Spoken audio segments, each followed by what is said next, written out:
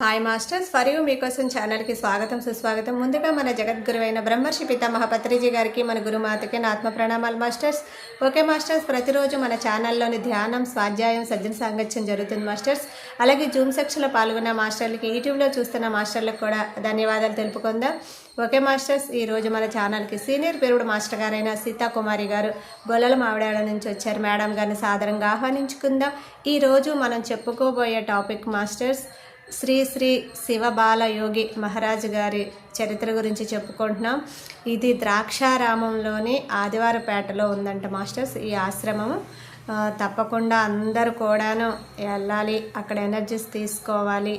ఎంతో అద్భుతంగా ఉంది ఈ బుక్. తప్పకుండా అందరూ, నేను పంపించిన వీడియోస్ అందరూ చూడండి. తప్పకుండా ద్రాక్షారామంలో ఉన్న ఆదివారం పేటకి మళ్ళీ వెళ్ళాలని నేను మనస్ఫూర్తిగా కోరుకుంటున్నాను మాస్టర్స్. లాస్ట్ రోజు, ఇవాళ 5వ రోజు, మేడం గారికి వెల్కమ్ చెప్దాం ఈ ఆత్మజ్ఞానం అందించడానికి. నమస్తే మేడం, వెల్కమ్ మేడం. మన పితామహ అయినటువంటి బ్రహ్మఋషి పత్రిజీ గురుదేవులకి, గురుపత్ని అయినటువంటి స్వర్ణమాల అమ్మకి హృదయపూర్వకమైన ధన్యవాదాలండి. మరియు మీకోసం ఛానల్ వారు అందించే అద్భుతమైన ఈ యొక్క జ్ఞానాన్ని, ధ్యానాన్ని వారి ప్రపంచం అంతటికీ అందిస్తున్నారు.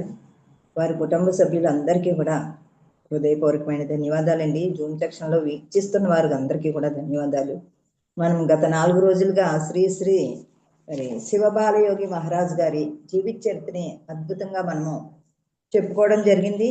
ఆయన తపస్సు సాధించిన తర్వాత, పూర్తిగా పరిపూర్ణమైన తర్వాత, జంగమదేవర వేషంలో ఉన్న ఆ మహాశివుడే ఆయనకు దర్శనం ఇచ్చి, నువ్వు ప్రపంచమంతా తిరిగి జ్ఞానాన్ని చెప్పాలి, అందరిలో ఉన్న అజ్ఞానాన్ని తొలగించి వారిలో ఉన్న జ్ఞానాన్ని అందివ్వాలి, వారికి జ్ఞానాన్ని, ఈ యొక్క తపశక్తి గురించి చెప్పి మరి ప్రపంచమంతా తిరగాలని చెప్పారు. ఆ విధంగా తన శిష్యుడైనటువంటి తపస్విజీ మహారాజు యొక్క ఆశ్రమాలు ఎన్నున్నాయో, నీ తపస్సు పూర్తయిన తర్వాత ఆశ్రమాలను కూడా దర్శించాలని ఆయన కూడా చెప్పడం జరిగింది. ఈ విధంగా ఆయన దీక్ష తీసుకుని ఎన్నో అనుభవాలు పొందారు. ఆయన ఏమీ రమణ మహర్షిలాగా ఉపన్యాసాలు ఏమి చెప్పలేదండి.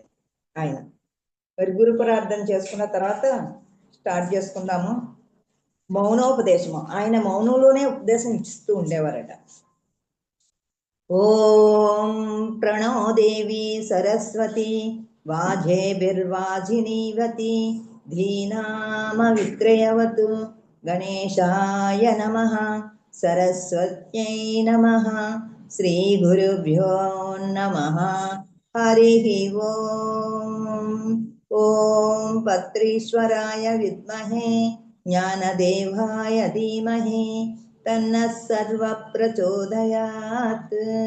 ఓం సాయీశ్వరాయ విద్మహే సత్యదేవాయ ధీమహి తన్నః సర్వ ప్రచోదయాత్. ఓం శ్రీ వేద పురుషాయ నమః. ఓం శాంతి శాంతి శాంతి. నృపాలి మౌళి వ్రజరత్నకాంతి సరిద్విరాజశకన్యకాభ్యాం నృపత్వదాభ్యాం నతలోకపంక్తేః. నమో నమః శ్రీ గురుపాదుకాభ్యాం. నమో నమః శ్రీ గురుపాదుకాభ్యాం. ఓం శ్రీ గురుభ్యో నమః అండి. మౌనోపదేశం. స్వామి ఈ విధంగా ఎంతో మందికి మౌనం ద్వారానే, రమణ మహర్షి ఏ విధంగా అయితే ఆ మౌనం ద్వారా సందేశం ఇచ్చేవారో, ఎక్కువ ఆ మౌనమే తోటే ఆయన సందేశం ఇస్తూ ఉండేవారు.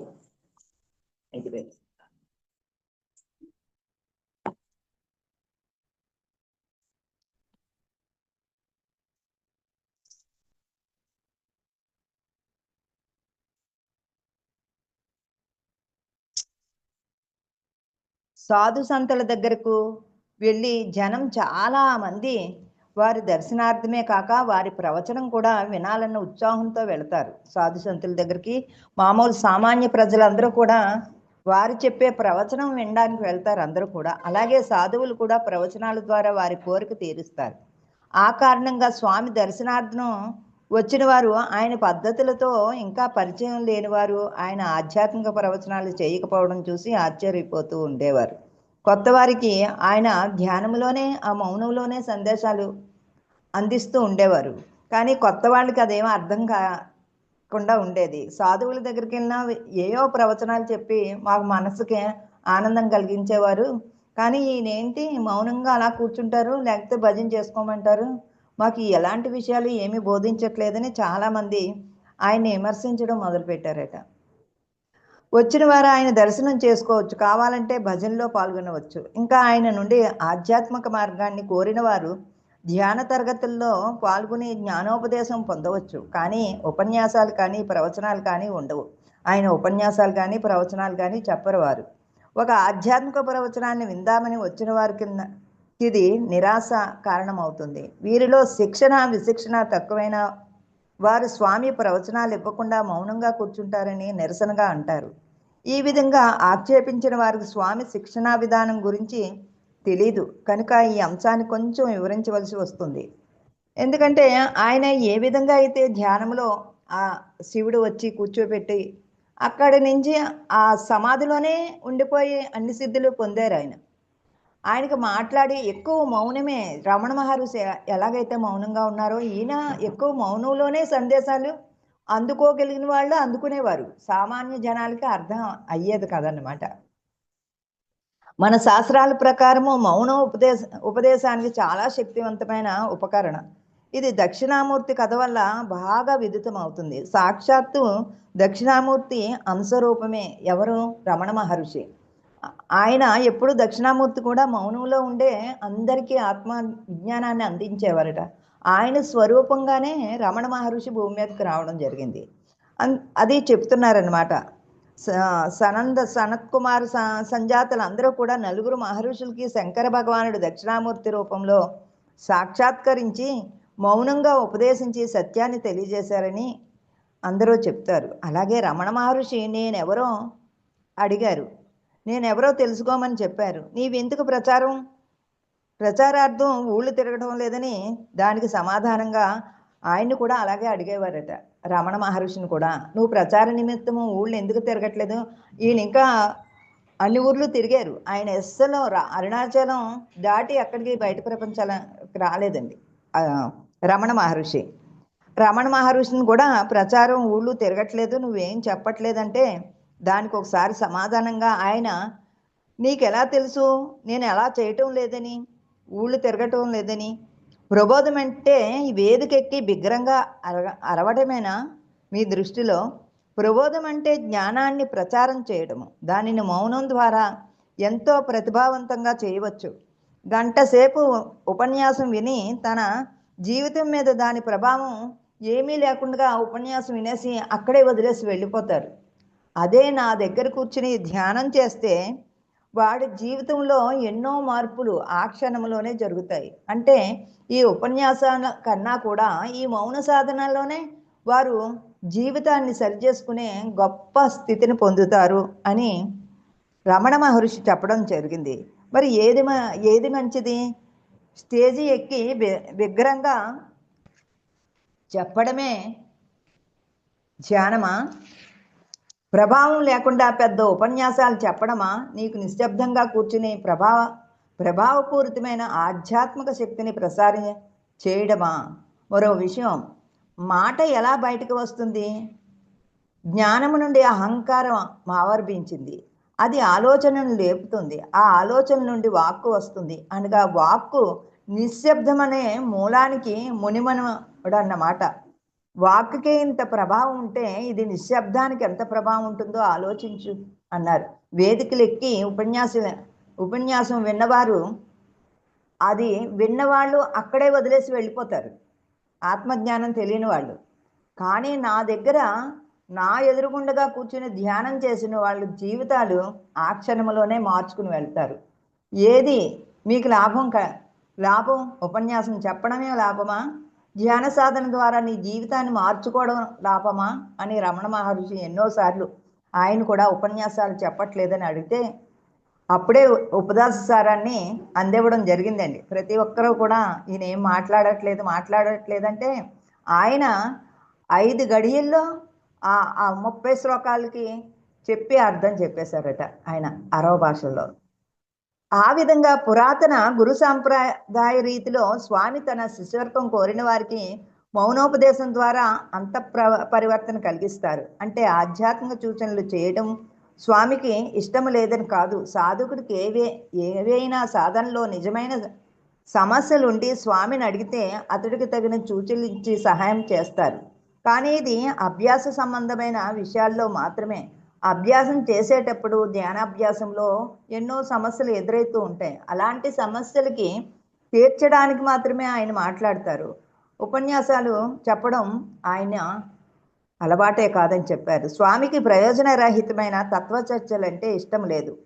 ప్రత్యేకంగా ఇవి తత్వ విచారం మాత్రమే అయి ఆధ్యాత్మిక మార్గాన్ని గురించిన నిజమైన సందేహాలను తీర్చేది కాకపోతే అసలు ఇష్టం లేదు. ఆయన ఏవైనా సూచనలు ఇవ్వదలిస్తే సాధకుడు సాధనను పెంపొందించుకోవడానికి ఆచరణయుక్తమైన సూచనలుగా ఉంటాయి. లేకపోతే చాలా సమస్యలకు స్వామి జవాబు ఇంకా ధ్యానం చెయ్యి అని చెబుతూ ఉంటారు. సామాన్యంగా ఇదే సరి అయిన ఔషధంగా ఉంటుంది. అంతే కదండి. ధ్యానం చేస్తేనే మనం విన్నదానికి అవగాహన శక్తి పెరుగుతుంది. ఏ ధ్యానం చేయకుండా ఉపన్యాసాలు విన్నంత మాత్రాన వారికి ఏమీ అర్థం కాదు. అందుకని నేను ఉపన్యాసాల ద్వారా నేను అందివ్వను. రమణ మహర్షిలాగే నేను కూడా అక్కడ ఆ సందర్భాన్ని బట్టి వారికి ధ్యానం కుదరకపోతే చిన్న సలహాలు మాత్రం ఇస్తుంటాను. సాధన ఎక్కువ చేసి గురువుకు సర్వాన్ని శరణాగత భావంతో వదిలేస్తే అన్ని సమస్యలు వాటంతట అవే పరిష్కారం అవుతుంది. ఇది పోను సాధకుడికే తెలుస్తుంది. ఈ ఉపన్యాసాలను వినడం కంటే కూడా సాధన చేసి తన అంతరంగంలోకి వెళితే వాళ్ళకి వచ్చే సమస్యలు ప్రశ్నలకి అన్నీ వాళ్ళ లోపలి నుంచే సమాధానం తెలుసుకుంటారు. అవి ఎవరో చెప్పక అవసరమే లేదు అని చెప్తున్నారు. ఆయన అంతగా చెప్పాలనిపిస్తే యోగ వాసిష్టంలో శ్రీరామచంద్రుడికి అందించిన వశిష్ఠుల వారు అందించిన యోగ వాసిష్ఠ గురించి మాత్రమే చెప్పేవారంటే ఎప్పుడన్నా 4 మాటలు. వేదాంతంలో తత్వశాస్త్రంలో ఏ ప్రవేశము శిక్షణ లేకుండా తాను సిద్ధిని పొందడం వల్ల తన శిష్యుల విషయంలో స్వామి తత్వ విచారణకు అంత ప్రాముఖ్యతనివ్వలేదు. అయినా ఉపదేశం ఇవ్వమని ఎవరైనా బలవంతం పెట్టినా ఎక్కువగా అర్థించినా ఆయన యోగ వాసిష్టం చదవమంటారు. యోగ వాసిష్టం మీరు చదివి రండి, అప్పుడు దాని మీద నేను విశ్లేషణ చేస్తాను. మీకేమీ అర్థం కాకుండా ముందే నేను చెప్తే మీకేమీ అర్థం కాదని చెప్తూ ఉండేవారట. అందువల్ల ఈ పుస్తకం గురించి తెలుసుకోదలిసిన వారికి ఈ గ్రంథం గురించిన కొన్ని పరిచయ వాక్యాల్ని ఇవ్వడం జరిగింది. తండ్రి ఆజ్ఞ తీసుకుని శ్రీరాముడు తీర్థయాత్రకే వెళ్ళి భారతదేశంలోని ప్రముఖ తీర్థాలను ఋష్యాశ్రమాలను దర్శించారు. యాత్ర సమాప్తమై వచ్చిన తర్వాత ఆయనలో విపరీతమైన వైరాగ్యభావం కలిగింది. మరి శ్రీరామచంద్రుడికి వశిష్ఠుల వారు వశిష్ఠ గీత చెప్పే ముందు ఆయన తీర్థయాత్రలు చేసి రమ్మన్నారట. తీర్థయాత్రలు చేసి వచ్చిన తర్వాతే నేను చెప్పే ఈ వశిష్ఠ గీత నీకు అర్థం అవుతుంది అని చెప్పి తీర్థయాత్రలకు పంపించారట. ఆయన తీర్థయాత్రలు చేసి ఋషాశ్రమాలన్నీ చూసి వచ్చేటప్పటికే ఆయనకు వైరాగ్యం వచ్చేసిందంట. వైరాగ్య భావం కలిగింది. ఈ పరిస్థితి గమనించి దశరథ మహారాజు వ్యాకులు పడి తగిన విధంగా శ్రీరాముడికి జ్ఞాన ప్రబోధం చేయమని కులగురువు వశిష్ఠుని కోరాడు. అలా వశిష్ఠ మహర్షి శ్రీరాముడికి చేసిన జ్ఞాన ప్రబోధమే ఈ గ్రంథము. హిందూ మత గ్రంథాలన్నిటిలో అద్వైత వేదాంతాన్ని గురించిన ప్రముఖ రచనగా ఎంచబడుతుంది. కథలు గాథల ద్వారా జటిలమైన వేదాంత రహస్యాల్ని గ్రంథంలో చక్కగా వివరింపడారు. యోగ వాసిష్టములోని ప్రత్యేకత ఏమిటంటే దీన్ని ప్రవచించేటప్పుడు వశిష్ఠ మహర్షి ఆ అనంత చైతన్య భావంతో ఉండడం వల్ల ఆయన చెప్పినవన్నీ మంత్ర సమాన ప్రభావం కలిగి దీన్ని చదివిన వారిలో సంస్కారమైన మనస్సు కలిగిన వారికి జ్ఞానోదయం కలిగిస్తుంది అన్నది. అంటే చెప్పేవారు కూడా అంత యోగ స్థితి కలిగి ఉన్నవారు చెప్పితే మాత్రమే అది ప్రతి మాట కూడా మంత్రం అయిపోతుంది. ఆ విధంగా వశిష్ఠుల వారు శ్రీరామచంద్రుడికి యోగ వాసిష్టం చెప్పడం జరిగిందంట. అది విన్నవారందరూ పవిత్రమైపోయారంట. తన్ను కాదని శ్రీరాముని ఆత్మే తన ద్వారా ఈ ప్రబోధం చేస్తుందని శ్రీరాముడితో అంటాడు వశిష్ఠుల వారు. నేను చెప్పింది కాదు, శ్రీరాముని యొక్క ఆత్మే నాలో ప్రవేశించి నా చేత చెప్పించిందని వశిష్ఠుల వారు చెప్తారట. యోగ వైశిష్టం 6 ప్రకరణలుగా విభజింపబడింది. క్లుప్తంగా ఈ ప్రకరణలో వివరాలు ఈ క్రింద ఇవ్వబడ్డాయి. వైరాగ్య ప్రకరణ. తీర్థయాత్ర నుండి రాగానే శ్రీరాముని మానసిక స్థితిని వివరిస్తూ ప్రకరణం ప్రారంభమవుతుంది. దశరథుడు, విశ్వామిత్ర, వశిష్ఠులు సమక్షంలో శ్రీరాముణ్ణి పిలుస్తారు. శ్రీరాముడు రాగానే ఆయన మానసిక పరిస్థితి, ప్రపంచ విషయాల మీద విముఖతకు కారణం ఏమిటని వశిష్ఠుడు ప్రస్తావిస్తాడు. అలా ప్రశ్నించగానే శ్రీరాముడు తన్ను బాధ పెడుతూ అశాంతిని కలిగిస్తున్న సమాలోచనలను వివరంగా బయటపడతాడు. ఆయన మాటలు దృక్పథం విపరీతమైన వైరాగ్య దాహాన్ని తెలియజేశాయి. అయినా తన వాదంలోని బలాన్ని గురించి తనకు నమ్మకం లేదని, తనకు జ్ఞానబోధ చేసి తన హృదయంలోని చీకటిని తొలగించమని గురువుని కోరతాడు. వశిష్ఠ మహాముని తన ఉపదేశం ప్రారంభించగానే ఆ ఉపదేశాన్ని వినటానికి సిద్ధులు, మహర్షులు అందరూ దశరథుని సభలోకి దిగివచ్చారు. ఆ పైలోకములో ఉన్న ఆ సిద్ధ పురుషులు, మహర్షులు అందరూ ఆయన చెప్పే ఆ యోగ వాసిష్టాన్ని వినడానికి వచ్చారట ఆ దశరథ మహారాజు సభకి. ముముక్షు ప్రకరణ. సాధకుడు ఆధ్యాత్మిక సాధనకే అలవరుచుకోవలసిన కొన్ని శిక్షణలను, మానసిక నైతిక లక్షణాలను గురించి ఈ ప్రకరణలో ప్రస్తావించబడింది. యోగ వాసిష్ట సారం శాంతి, సంతోష, సత్సంగ విచారాలు, మోక్షద్వార పాలకులు, కర్మ వల్ల ఆధ్యాత్మిక పదాన్ని అనుసరించి లేకపోయేమన్న దృక్పథాన్ని నిశితంగా ఖండిస్తూ ఆధ్యాత్మిక పదములో పురోగమనానికి పురుషాకారము అవసరమని ప్రబోధిస్తుంది. సాధకుడు కర్మను నిరసించకూడదు, కర్మలు చెయ్యాలి. ఎలా చేయాలి? నిష్కామంగా చేయాలి, ఎలాంటి ఫలాన్ని ఆశించకుండా. కానీ ఫలితాన్ని గురించి పట్టించుకోకూడదు. కర్మని విధిగా అనుసరిస్తూ సుఖదుఖాలను లెక్క చేయకూడదు. సుఖదుఖాలు వస్తూ ఉంటాయి. మనం ఈ జన్మ తీసుకున్నందుకు అన్నీ సుఖాలే రావు, దుఃఖాలు కూడా వస్తూ ఉంటాయి. సత్సంగము, స్వాధ్యాయము, పత్రికారు అదే కదా మనకు చెప్పింది. ధ్యానం చేస్తూ స్వాధ్యాయం చేస్తూ సత్సంగం చేయాలి ప్రతి ఒక్కరూ తప్పనిసరిగా. ఆత్మవిద్యను బోధించే గ్రంథ పఠనము చేయాలి. గ్రంథాలు, ఆత్మవిద్యను బోధించే గ్రంథాలు మాత్రమే చదువుతూ ఉండాలి. ఈ జగత్తు యొక్క మూలము, స్వభావాన్ని గురించి ఈ ప్రకరణలో ప్రస్తావించబడింది. యోగ వాసిష్టం ప్రకారము ఈ జగత్తు వివిధ వస్తువులతో నిండి, కాలము, ఆకాశము, వాటి సిద్ధాంతాలు ఇవన్నీ మనసు యొక్క సృష్టి. అంతే కదండి, ప్రాపంచికం అంతా కూడా మనసు యొక్క సృష్టే. మనసు అంత ప్రభావంగా సృష్టిస్తుంది. మనసు సుషుప్తావస్థలో ఎలా ప్రపంచాన్ని సృష్టిస్తుందో అలాగే జాగృతావస్థలో కూడా సృష్టిస్తుంది. రెండిటికీ భేదం ఏమిటంటే సుషుప్తిలో సమయం తక్కువ, జాగృతావస్థలో సమయం దీర్ఘకాలము. ఆకాశము రెండు మనోకల్పనలే. మరి సుషుప్తావస్థలో మాత్రము స్థితమై ఉంటాం మనము. అక్కడే మనము అంతరంగం నుంచి సందేశాలు పొందుతాము. జాగృతావస్థ అంటే మెలకుగా ఉన్నప్పుడు అన్ని ప్రాపంచికమే గుర్తొస్తూ ఉంటాయి.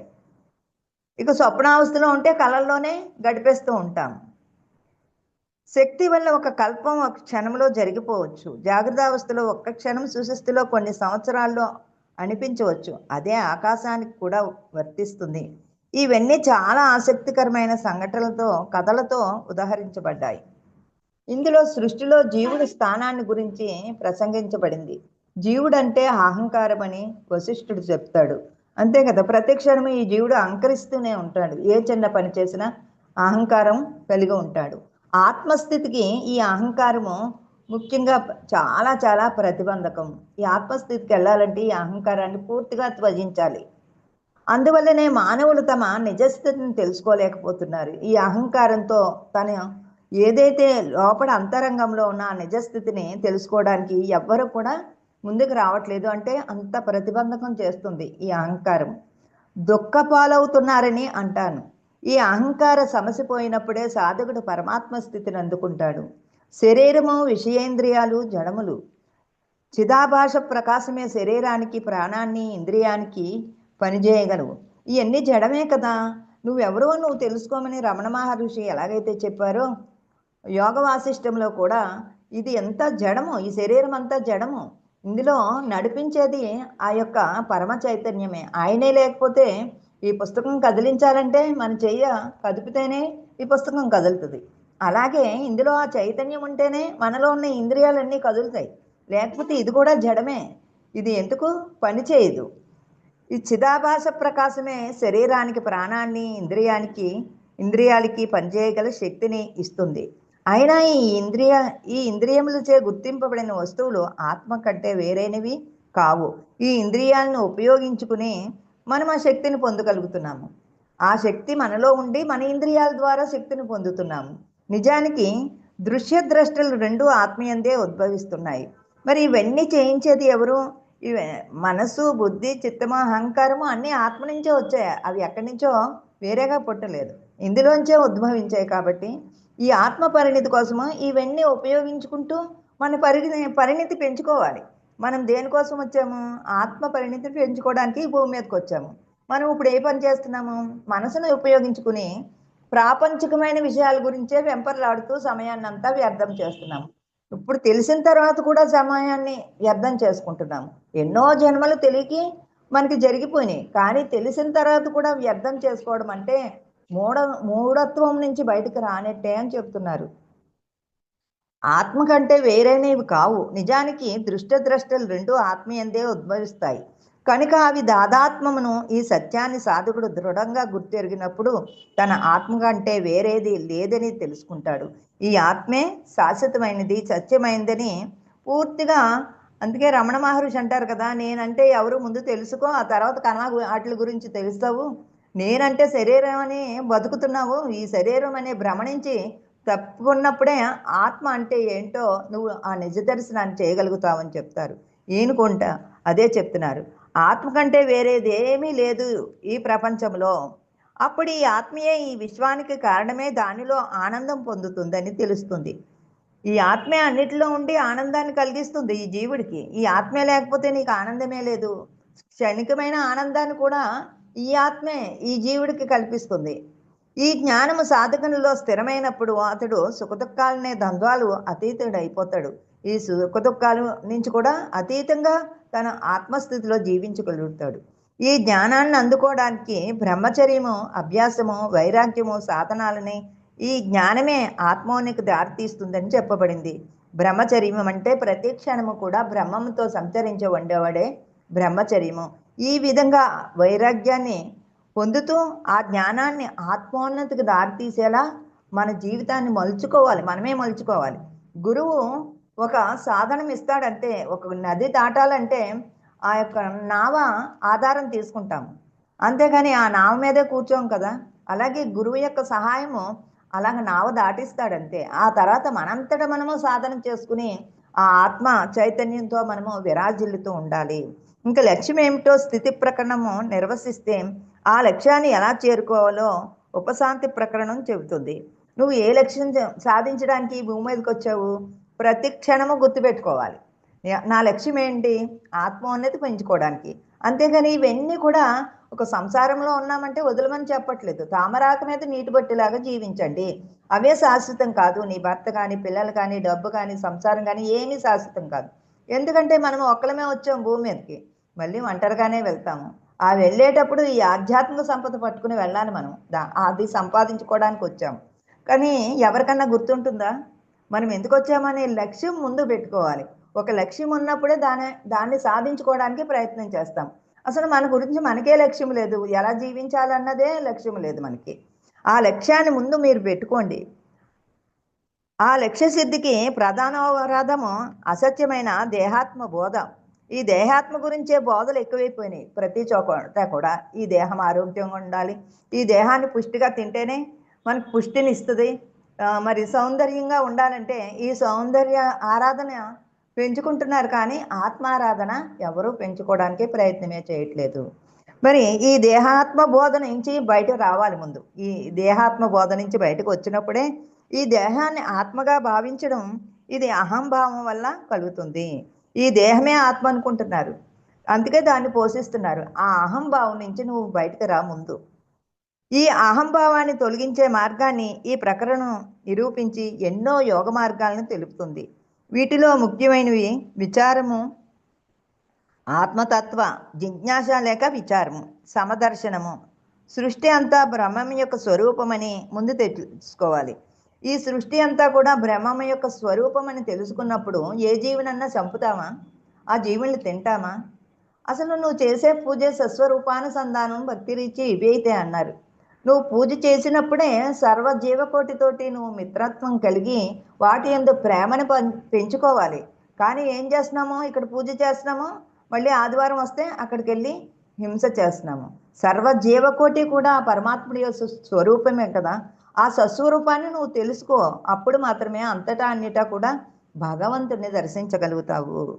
ఇంకా శుద్ధ చైతన్యాన్ని భావన, మమతారాహిత కర్మ నిర్వహణ ఇవన్నీ చేసినప్పుడే నువ్వు ఆత్మానందాన్ని పొందగలుగుతావు. భగవంతుడిని తెలుసుకోవాలంటే భగవంతుడేమీ పదార్థం కాదు, వస్తువు కాదు ఆయన కనిపించడానికి. విగ్రహం నిగ్రహం కోసం పెట్టుకుంటున్నాము. నువ్వు నీలో అనుభూతిని పొందాలి. ముందు ఆ భగవతత్వాన్ని తెలుసుకోవాలి. ఆ అనుభూతి వచ్చినప్పుడు ఆ భగవంతుడికి మనకి ఏమీ భేదమే ఉండదు. ఉన్నది ఒకటే స్వరూపము, ఏకత్వ భావంతో ఉంటాము. ఆ భేదభావాన్ని వదిలేస్తాము. ఇవన్నీ కూడా ఈ సుగుణాలన్నీ కూడా మనం పెంపొందించుకున్నప్పుడు మాత్రమే ఆత్మస్థితిని మనం పొందగలుగుతాము. ఇవేమీ తెలుసుకోకుండా మనము ఎన్ని క్రియలు చేసినా, ఎన్ని రకాల సాధనలు చేసినా ఎక్కడేసిన కొంగలే అక్కడే ఉంటాము. ఎన్ని ఉపన్యాసాలు విన్నా. అందుకనే నేను ఉపన్యాసాల జోలికి వెళ్ళలేదు అని చెప్తున్నారు శివబాలయ్య కూడా. రమణ మహర్షి ఏ విధంగా అయితే ఆ మౌనంలోనే సందేశాలు అందిస్తారో అలాగే నేను కూడా ఆ మౌనంలోనే సందేశాలు అందిస్తానని. ఇక మార్గాలను అనుసరించి సాధన యోగ్యుడు మమతలు రాలిపోయి భయభీతులు దూరమై సమాధి స్థితికి అర్హులవుతారు. ఆ భయభీతుల నుండి కూడా బయటకు వచ్చేస్తారు. మనం భయమే కదా, ప్రతిదానికి భయమే. మాట్లాడాలంటే భయము, బయటకు వెళ్ళాలంటే భయము, అన్నిటికీ భయమే. నీళ్ళంటే భయము. అలాంటి భయభ్రాంతులన్నిటిని కూడా బయటకు వచ్చేసాడు కదా మనకి ఈ శివబాలయోగి. ఎన్ని భయపెట్టాయి, ఎన్ని సిద్ధుల ఇస్తామని ఆకర్షించారు ధ్యానం చేసేటప్పుడు. అవన్నీ మనము ఆ తపస్సులో, తపస్సు వేరే సమాధి వేరే అని చెప్పారండి. దానికి క్లారిటీ చాలా బాగా ఇచ్చారు. తపస్సు వేరే, ధ్యానము వేరే, తపస్సు వేరే, ధ్యానం సమాధి వేరే అన్న. మనం చేసేది ధ్యానమే అండి. పత్రిక చెప్పింది ఫస్ట్ మెట్టు ధ్యానమే చెప్పారు. దాన్ని దాటినప్పుడు తపస్సుకు వెళ్తాము. తపస్సు దాటినప్పుడు సమాధి స్థితిలో ఉండిపోతాము. మనం ధ్యానం చేసినంతసేపు అన్నీ వినబడుతూ ఉంటాయి. ఏది అంటే ఇంకా మనకు శరీర స్పృహని దాటడానికి ధ్యానం చూపిస్తారట పరమ గురువులు. ఎందుకంటే ఒక చీమ ఇలా వాలిన, దోమ వెళ్ళినా వెంటనే ఆ శరీర ధర్మంలో ఉన్నాం కాబట్టి మనం వెంటనే తులుకుబడి లేచిపోతూ ఉంటాం. అదే సమాధి స్థితికి వచ్చేటప్పటికి అవన్నీ కనిపిస్తాయి, వినిపిస్తాయి, కానీ మన ధ్యానం మాత్రం ఎక్కడా చెక్కు చెదరదు. నిశ్చలంగా ఉంటాం. ఆ బాధలు పడుతుంటాయి. శరీరమే కదండి వాళ్ళది కూడా, వాళ్ళకి బాధలు కలుగుతాయి, కానీ ఆ ధ్యాసలో ఉండరు. ఇక సమాధి అంటే సమాధిలో ఇంకా బయట ప్రపంచాన్ని అంతా వదిలేస్తారటండి. ఇంకేమీ ఉండదు వాళ్ళకి. ఆ సాక్షితత్వంతో ఒక సాక్షిలాగా వాళ్ళకి ఏం కనిపించినా సమాధికి వచ్చేటప్పుడు కూడా సిద్ధులు ప్రకటించాలి. సిద్ధులు వస్తాయి. సమాధికి వచ్చేటప్పటికి సిద్ధులు వస్తాయి. ఆ సిద్ధుల్ని రావణ బ్రహ్మలాగా వాటిని ఉపయోగించి ఎదుటి వాళ్ళని బాధ పెట్టాలని కొంచెం జ్ఞానం ఉంటే ఆ సిద్ధుల్నే ఒక వ్యాపారంగా చేసుకుంటారంట కొంతమంది. ఆ సిద్ధులు చెప్పుకుంటూ నాకు ఈ సిద్ధి వచ్చింది, ఆ సిద్ధి వచ్చిందని అందరికీ చెప్పుకుంటూ ఆనందపడుతూ ఉంటారట. కానీ సమాధి స్థితికి వచ్చేటప్పటికి వారికి ఎన్ని కనిపించినా, ఏం కనిపించినా ఒక సాక్షి తత్వంగా అలాగ చూస్తారట. ఆ తత్వం వచ్చేస్తుంది. ఆ పరిసరాల్లో ఏం జరుగుతుందో కూడా గమనించుకోరు. ఆ పరమాత్మతోటే అనుసంధానమై ఉంటారు. ఎందుకంటే రమిస్తూ ఉంటారు. రామకృష్ణ పరమాత్మ పరమహంస వెంటనే ఆ అమ్మవారు రూపం ఎప్పుడైతే వెళ్ళిపోయిందో నేనే అమ్మవారిని తన యొక్క తన్మయత్వంతో ఆనందంగా 7 రోజులు సమాధిలో ఉండిపోయారట. ఆయనకి ఇంకేం తెలియలేదు, నేనే పరమాత్ముడిని, ఇక్కడ ఏమీ లేదని. ఆ స్థితి మనకు వస్తుందట సమాధిలో. ఆ సమాధి స్థితిలోకే అంతుమాని శివబాలయోగి కూడా వెళ్ళిపోయి ఆ శివుడితో రమిస్తూ ఉన్నాడట. నేనే శివుణ్ణి, నేనే శివుణ్ణి, చిదానంద రూపం శివోహం. శివోహం అంటే నేనే శివుణ్ణి ఆ సమాధి స్థితికి వచ్చినప్పుడు తెలుస్తుందని చెప్తున్నారు. ఇది 2 భాగాలు. మనకు టైం అయిపోతుంది, ఇంకా చాలా చెప్పుకోవాలి. ఒకరోజు యుగ తపస్సు సమాప్తి అయిన తర్వాత స్వామి ప్రజాదర్శనం ఇస్తున్నప్పుడు ఆశ్రమానికి కొందరు వచ్చి ఆయన నాముష్కిక విషయాలపై ప్రశ్నించసాగారు. అందులో ఒక విషయం మానసిక సంకల్పము. ఫ్రీ విల్లు చర్చిలో పాల్గొంటున్న వారిలో కొందరు ఎరుక సంకల్పం ప్రకారము వాళ్ళు ప్రవర్తించవచ్చునని వాదించసాగారు.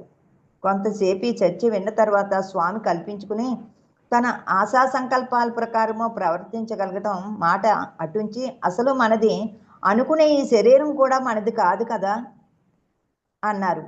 తర్వాత చర్చిలో ప్రధాన పాత్ర వహిస్తున్న ఒక వ్యక్తిని చూసి ఇలా ప్రశ్నించాడు. మంచిది మీరు అన్నది, ఇది శరీరము నాది నాది అంటున్నావు కదా, ఈ నాది అనే శరీరము దానికి ఏ రోగం వచ్చినా దాని మీదే ప్రేమను పెంచుకుంటున్నావు. ఆ తర్వాత చచ్చిపోయిన తర్వాత ఆ శరీరాన్ని నువ్వేమన్నా దాచుకుంటున్నావా? మరి దాచుకోకుండా నీదే కదా, నువ్వు బీరువాలో పెట్టి దాచుకోవచ్చు కదా. ఈ శరీరాన్ని నడిపించింది ఏంటో నువ్వు తెలుసుకోకుండా ఇది నాది నాది అనే జీవితకాలం అంతా కూడా శరీర భ్రమలో ఉన్నప్పుడు నిన్ను నడిపించేది ఆ దైవం అని ఎప్పుడు తెలుసుకుంటావు అని తర్కంగా వాదించేవాళ్ళు స్వామి దగ్గరికి వచ్చి అలా వాదిస్తూ ఉంటారట. అతను కొంచెం కలవరపడ్డాడట, ఈ శరీరం నీదేనా అంటే. తేరుకుని ఇలా జవాబు చెప్పాడు, అదేమిటి, ఈ శరీరం నాది కాకపోవడం ఏమిటి? నాదే, ఇది నాదే, కాకపోతే మరి ఎవరిదే? అసలు నా శరీరాన్ని పట్టుకుని ఇది నీది కాదు నీది కాదని అంటావేంటి అని అంటే స్వామి నవ్వి, అయితే నీవు దాన్ని ఎలా అదుపులో ఉంచుకుని నీకు ఇష్టం వచ్చినట్లు నడిపించుకోగలవో చూస్తాను అన్నారు. ఇలా అని తన ముందు కూర్చున్న వారందరిలో తన ఆధ్యాత్మిక శక్తితో భావ స్థితిని కలిగించారు. అయితే నీది నీది అంటున్నావు కదా, కూర్చో, నా దగ్గర కూర్చో అని భజన చేయించి ఆ తర్వాత ఆయన భావ సంకల్ప సిద్ధిని ఇచ్చేవారట. అందరి నొసటి మీద తను బటన్ వేలుతో స్పృశించి వాళ్ళని కళ్ళు మూసుకొని కూర్చోమన్నారట. ఆ కళ్ళు మూసుకొని కూర్చున్న తర్వాత భావ సమాధిలోకి వెళ్ళిపోయారండి వీళ్ళు. భావ సమాధిలోకి వెళ్ళిపోయి ఆ తన్మయత్వంతో ఊగిపోతున్నారట.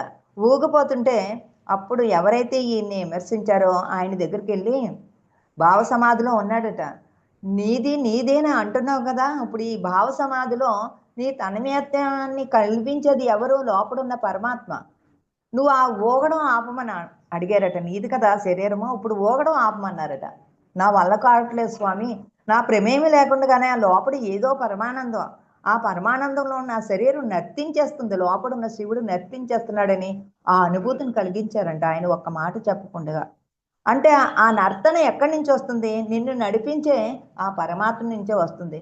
నీ ప్రమేయం ఉంటే నువ్వు ఆపచ్చు కదా, నువ్వు ఎందుకు ఆపలేకపోతున్నావు అని చెప్పి బయటకు వచ్చిన తర్వాత నీ శ్వాసను కూడా ఆపేస్తే నువ్వు ఉంటావంటే నేను ఉండను, చచ్చిపోతాను అన్నాడట.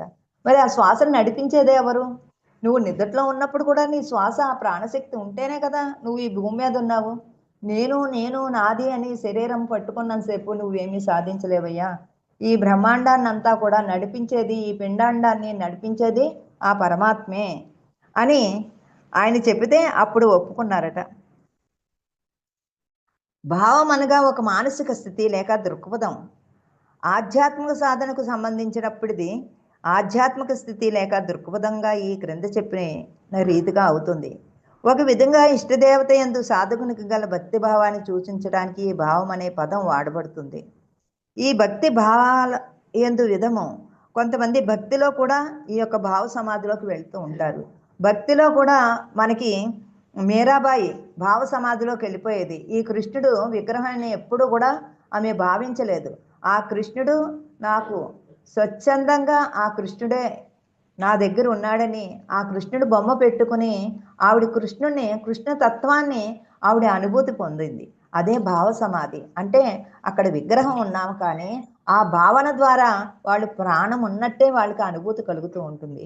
మరి అది భక్తే కదా. భక్తిలో వాళ్ళు దర్శించారు కదా, ఆంజనేయ స్వామి నామాన్ని పట్టుకుని శ్రీరామచంద్రమూర్తిని హృదయంలో దర్శించారు కదా, అన్నమయ్య దర్శించారు. వీళ్ళందరూ కూడా ఆ భావ సమాధిలోకి వెళ్ళారు భక్తి స్తోత్రం వల్లే కదా.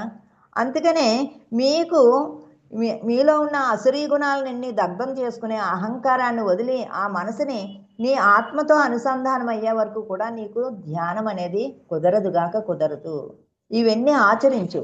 ఆ భావ సమాధిలోకి వెళ్ళిన తర్వాత ఆటోమేటిక్గా ఆత్మతో అనుసంధానమైనప్పుడు ఇక్కడ రెండో వస్తువు లేదు, ఉన్నది ఒకటే అని నీకు నువ్వే అవగాహన చేసుకోగలుగుతావు. చెప్పితే నీకు అనుభవం లేదు కదా. అనుభవం లేనప్పుడు నువ్వు ఇవన్నీ విన్నా నీకు వ్యర్థమే. నీ అంతటా నువ్వు సాధన చేసి అనుభవాన్ని పొందినప్పుడు మాత్రమే ఆ ఆత్మస్థితిని నువ్వు పొందగలుగుతామని ఈ విధంగా ఉపన్యాసం చెప్తూ ఉండేవారట. మరో విధంగా ఇష్టదేవత యొక్క విశిష్ట ఆధ్యాత్మిక భావాన్ని సూచించే పదమే భావము. ఉదాహరణకు రామభావము, శివభావము, గౌరీభావము.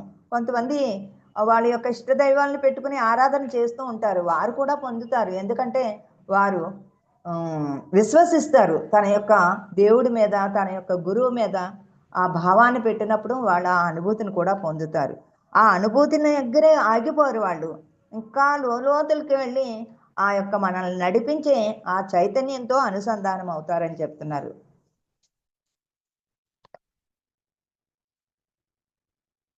ఇక ధ్యానాభ్యాసానికి కొన్ని తయారీలు. ఉపద్ఘాతం. శ్రీ శ్రీ శ్రీ శివబాలయోగ మహారాజు దీక్షనిచ్చి నడిపించేది ప్రధానంగా ధ్యాన యోగ మార్గంలో చాలా మంది ధ్యానాన్ని అలౌకికమైన ఘోడ మార్గంలో ఎంచి భక్తి ప్రపత్తులతో చూస్తారు, కానీ ఇది వారి శక్తి సామర్థ్యాలకు మించిందిగా భావిస్తారు. దాని మూలంగా ధ్యాన సాధన ప్రారంభించడానికి సంకోచిస్తారు. చాలా మంది ధ్యానం అంటే ముందుకు రారు. ధ్యానం చేస్తే ఈ సంసారం వదిలిపెట్టుకుని సన్యాసులం అయిపోతాం, నువ్వు ఈ సన్యాసువు కాబట్టి నీకు ఈ సంసారం గురించి తెలీదు, మాకు ధ్యానం ఏమిటి అని అప్పుడు బాగా వ్యతిరేకించేవారండి. మనకి ఇంత సులువుగా మార్గాన్ని ప్రపంచానికి అందించారు మన పత్రిక గారు. అంత అవగాహన ధ్యానం మీద అప్పుడు ఆ రోజుల్లో లేదు కాబట్టే వారు ఎవరైతే గత జన్మలో సాధన చేసిన వారు మాత్రమే అవగాహన కలిగేదట. అలాంటి వాళ్ళని ఖచ్చితంగా ధ్యానంలోకి తీసుకొచ్చి వాళ్ళంతటి వాళ్ళు ఆ స్థితిని పొందేలాగా చేసేవారట. అలాంటి వారిని అందరినీ మామూలు సామాన్య జనాలు ఈ ధ్యానం అంటే తెలియని వాళ్ళందరికీ కూడా భజన ఇచ్చారట. అందుకనే భజన ఆ పట్టుకుని ఇప్పటికే ఆ భజనే చేస్తున్నారు. ఆ మెట్టు నుంచి దాటలేకపోతున్నారు. భజన ఇచ్చారంట అలాంటి వాళ్ళకి ఈ స్వామీజీ. అంటే కొంతమంది ఒక్కొక్క రకంలో వాళ్ళు సాధన పొంది కొంత టార్గెట్ పెట్టుకుంటారు. ఈ బ్రహ్మాండాన్ని అంతా మార్చడానికి ఎవరికి సాధ్యం కాదండి. కొంతమంది వచ్చి కొంతమంది ఇంతమందిని నేను మార్చగలనని టార్గెట్ పెట్టుకుంటారు. ఆ టార్గెట్ అయిపోయిన తర్వాత వాళ్ళు వచ్చిన పని అయిపోతుంది, వెళ్ళిపోతారు. అందరినీ మార్చేది ఎవరి వల్ల కాదండి. ఎంతమంది మహాత్ములు వచ్చారు ఈ భూమి మీదకి, అందరూ మార్చేశారా? బుద్ధుడు మరి అంత సాధన చేసి ఆయన ఆఖరి శ్వాస వదిలిపెట్టే వరకు తిరిగారు. పత్రి గారు తన ఆఖరి శ్వాస వదిలిపెట్టే వరకు తిరిగారు. ఒక టార్గెట్ పెట్టుకుంటారు. ఆ టార్గెట్ ఫిల్ అయిపోయిన తర్వాత వాళ్ళు తృప్తిగా వెళ్ళిపోతారనమాట. మళ్ళీ ఎక్కడైతే ఇంకా అన్యాయం ఇంకా వదలలేదో మళ్ళీ ఇంకో మహాత్ముడు ఉద్భవిస్తాడు. ఆయనకు టార్గెట్ పెట్టుకుని ఈ యొక్క జ్ఞానాన్ని అందరిలో ఉన్న ప్రజ్ఞని మేల్కొల్పుతూ ఉంటారు. ధ్యాన మార్గాన్ని అనుసరిస్తూ సందేహాలు అపార్థాలు వచ్చిన వాళ్ళకి ఆయన కూర్చోబెట్టి ఆ బోధన చేస్తూ ఉండేవారట. నిజానికి వారికి తెలిసింది చాలా తక్కువ. ఆయన ఇతరులకు బోధించడానికి ప్రయత్నిస్తూ ఉంటారు. మాటల ద్వారా చెప్పడం చాలా తక్కువ కాబట్టి వాళ్ళకి అవగాహన వచ్చే వరకు వారికి బోధన చేస్తూ ఉండేవారట. అందువల్ల నిజమైన సాధకులు సందేహాలను తీర్చి వారి ధ్యానాభ్యాసానికి తోడ్పడమే ఆయన యొక్క దీక్ష. ధ్యాన దీక్ష పొందదలిసిన అభ్యర్థులను స్వామికి ఎదురుగా కూర్చోబెడతారు. అక్కడ ఉన్న వారందరినీ కళ్ళు మూసుకోమంటారు. అంటే ఎవరైనా కొంచెం ధ్యాన స్థితిలో ఎక్కువ స్థితిలో ఉన్న వాళ్ళని స్వామి ధ్యానంలో ఉంటే వాళ్ళ ఎదురుగా కూర్చోబెట్టి అక్కడ వచ్చిన వాళ్ళని అందరినీ కూడా ధ్యానంలో కూర్చోబెట్టి ఒక శిష్యుడు స్వామి ఆశీర్వాదం తీసుకుని ప్రతి సాధకుని నొసటిని తాకి ఆ చోటనే దృష్టిని మనసును కేంద్రీకరించమని చెప్తూ ఉండేవారట. ఆయనకి జంగమదేవర ఎలాగైతే తన మూడో కన్ను అంటే ఆ రెండు కనుబొమ్మల మధ్యన ఆయన నుదుటి మీద తాకి కూర్చోబెట్టారు కదా, అదే పద్ధతిగా ఎవరైతే నాకు ధ్యానం కావాలి, ఆత్మవిద్య కావాలని అడుగుని వాళ్ళందరికీ తన యొక్క బొటన వేలితో ఆ నుదుటిని తాకి ధ్యానంలో కూర్చోబెట్టేవారట. అలాగా చేసినప్పుడు కొంత శక్తి ప్రసరమయ్యి అక్కడ ఒక వెలుగులాగా కాంతి కనిపించేదంట వాళ్ళకి. అలా కూర్చోబెట్టిన వాళ్ళందరికీ కూడా ఆయన నుంచి ఒక శక్తి ప్రవాహం వెళుతూ ఉండేదట. తర్వాత అందరూ స్వామి సమక్షంలో 1 గంట సేపు ధ్యానం చేసి ధ్యానారంభంలో నొసటిని తాకడం ద్వారా అనుభవం పొంది ధ్యానం చేస్తున్నప్పుడు స్వామి దృక్కుల ద్వారాను ఆయన అందరి వంక ఎంతో ప్రేమగా చూస్తూ ఉండేవారట. పత్రికారు అలాగే ధ్యాన మహాయజ్ఞంలో ఫ్లూట్ వాయించి అందరినీ కళ్ళు మూసి అందరి వంక కూడా పరీక్షగా చూస్తూ ఉండేవారట. స్వామి సాధకుడికి ఆధ్యాత్మిక శక్తిని ఇస్తారు. ఈ శక్తి ముందు సాధనలో బాగా ఉపయోగిస్తుంది. ఈ విధంగా స్వామి నుండి దీక్ష తీసుకున్న వారు ఎందరో వారి అనుభవాలు రికార్డ్ చేయడం కూడా జరిగింది. దాన్ని పెట్టి ధ్యానములో ఏదో ఒక రకమైన అపూర్వ అనుభవం, రంగులు చూడడమో, జ్యోతి దర్శనమో, ఎదిగిన వారైతే ఇష్టదైవ దర్శనమో ఇలాంటివి కలిగినట్లు తెలుస్తుంది. ఇలాంటి అనుభవం ఏది కలగకపోతే ఆ సాధకుడిలో ఏదో ఒక విశ్వాసం లేకపోవడం లాంటి లోపల ఉందన్న మాట. చాలామంది సాధకుడిగా కాక స్వామి శక్తులను పరీక్షించడానికి వస్తారు చాలామంది. లేక అతడు తన దృష్టిని ఒకే చోట కేంద్రీకరించలేకపోయి ఉండవచ్చు. ఎవరికి ఏమీ అనుభవం రాకపోతే వారు స్వామిని పరీక్షించడానికి రావచ్చు, లేకపోతే వారి దృష్టిని ఏకాగ్రతగా నిలిపి ఉండకపోవచ్చు. మనసు ఆలోచన వ్యధ కల్పిస్తూ ఉంటుంది. ఏకాగ్రతానంద లేకపోవచ్చు. వారు కూర్చోడానికి, వారు ఆ ధ్యాన సాధన చేయడానికి విముఖంగా ఉండవచ్చు. అలాంటి వారికి ఎలాంటి అనుభూతి కలగదని చెప్తున్నారు. దీక్షా సమయంలో ఏదో ఒక మంత్రాన్ని ఇవ్వడము సామాన్యమైన ఆచారం కనుక చాలామంది స్వామి మంత్రదీక్షను ఎందుకు ఇవ్వరో తెలుసుకోవాలని కుతూహలపడతారు. స్వామి కూడా మంత్రాన్ని ఇచ్చేవారు కదట. కొంతమంది ఏ సాధు సంతుల దగ్గరికి వెళ్ళినా వారు మంత్రం ఇస్తారు. ఏ గురువు దగ్గరికి వెళ్ళినా స్వామి మీరు ఎందుకు మాకు మంత్రాన్ని ఇవ్వట్లేదు, అలా ఖాళీగా కూర్చుంటే మేమేమి పొందలేకపోతున్నాము అని అంటే దానికి 2 కారణాలు. మొదటిది, స్వామి నేర్పే విధానానికి మంత్రం అవసరం లేదు. రెండవది, ఎవరైతే మంత్రం అవసరం అవుతుందో వారికి తగిన మంత్రము తనంతట తాను ధ్యానంలో అవతరించి వ్యక్తం అవుతుంది. మీరు ముందు కూర్చోండి, ధ్యానం చేయండి. మీకు మంత్రమే కావాలంటే మీ అంతరంగంలోంచే వస్తుంది. ఏ మంత్రం జపించాలో దాన్ని నేను ఇవ్వవలసిన పని లేదు. మనం అందరము ఎంతో శక్తివంతులమని ఆయన ఎప్పుడూ ఎవరికి కూడా మంత్రదీక్ష ఇవ్వలేదట. ధ్యాన దీక్ష ఇచ్చిన తక్షణము స్వామి సాధకుడికి ఉవ్వీతినిస్తారు.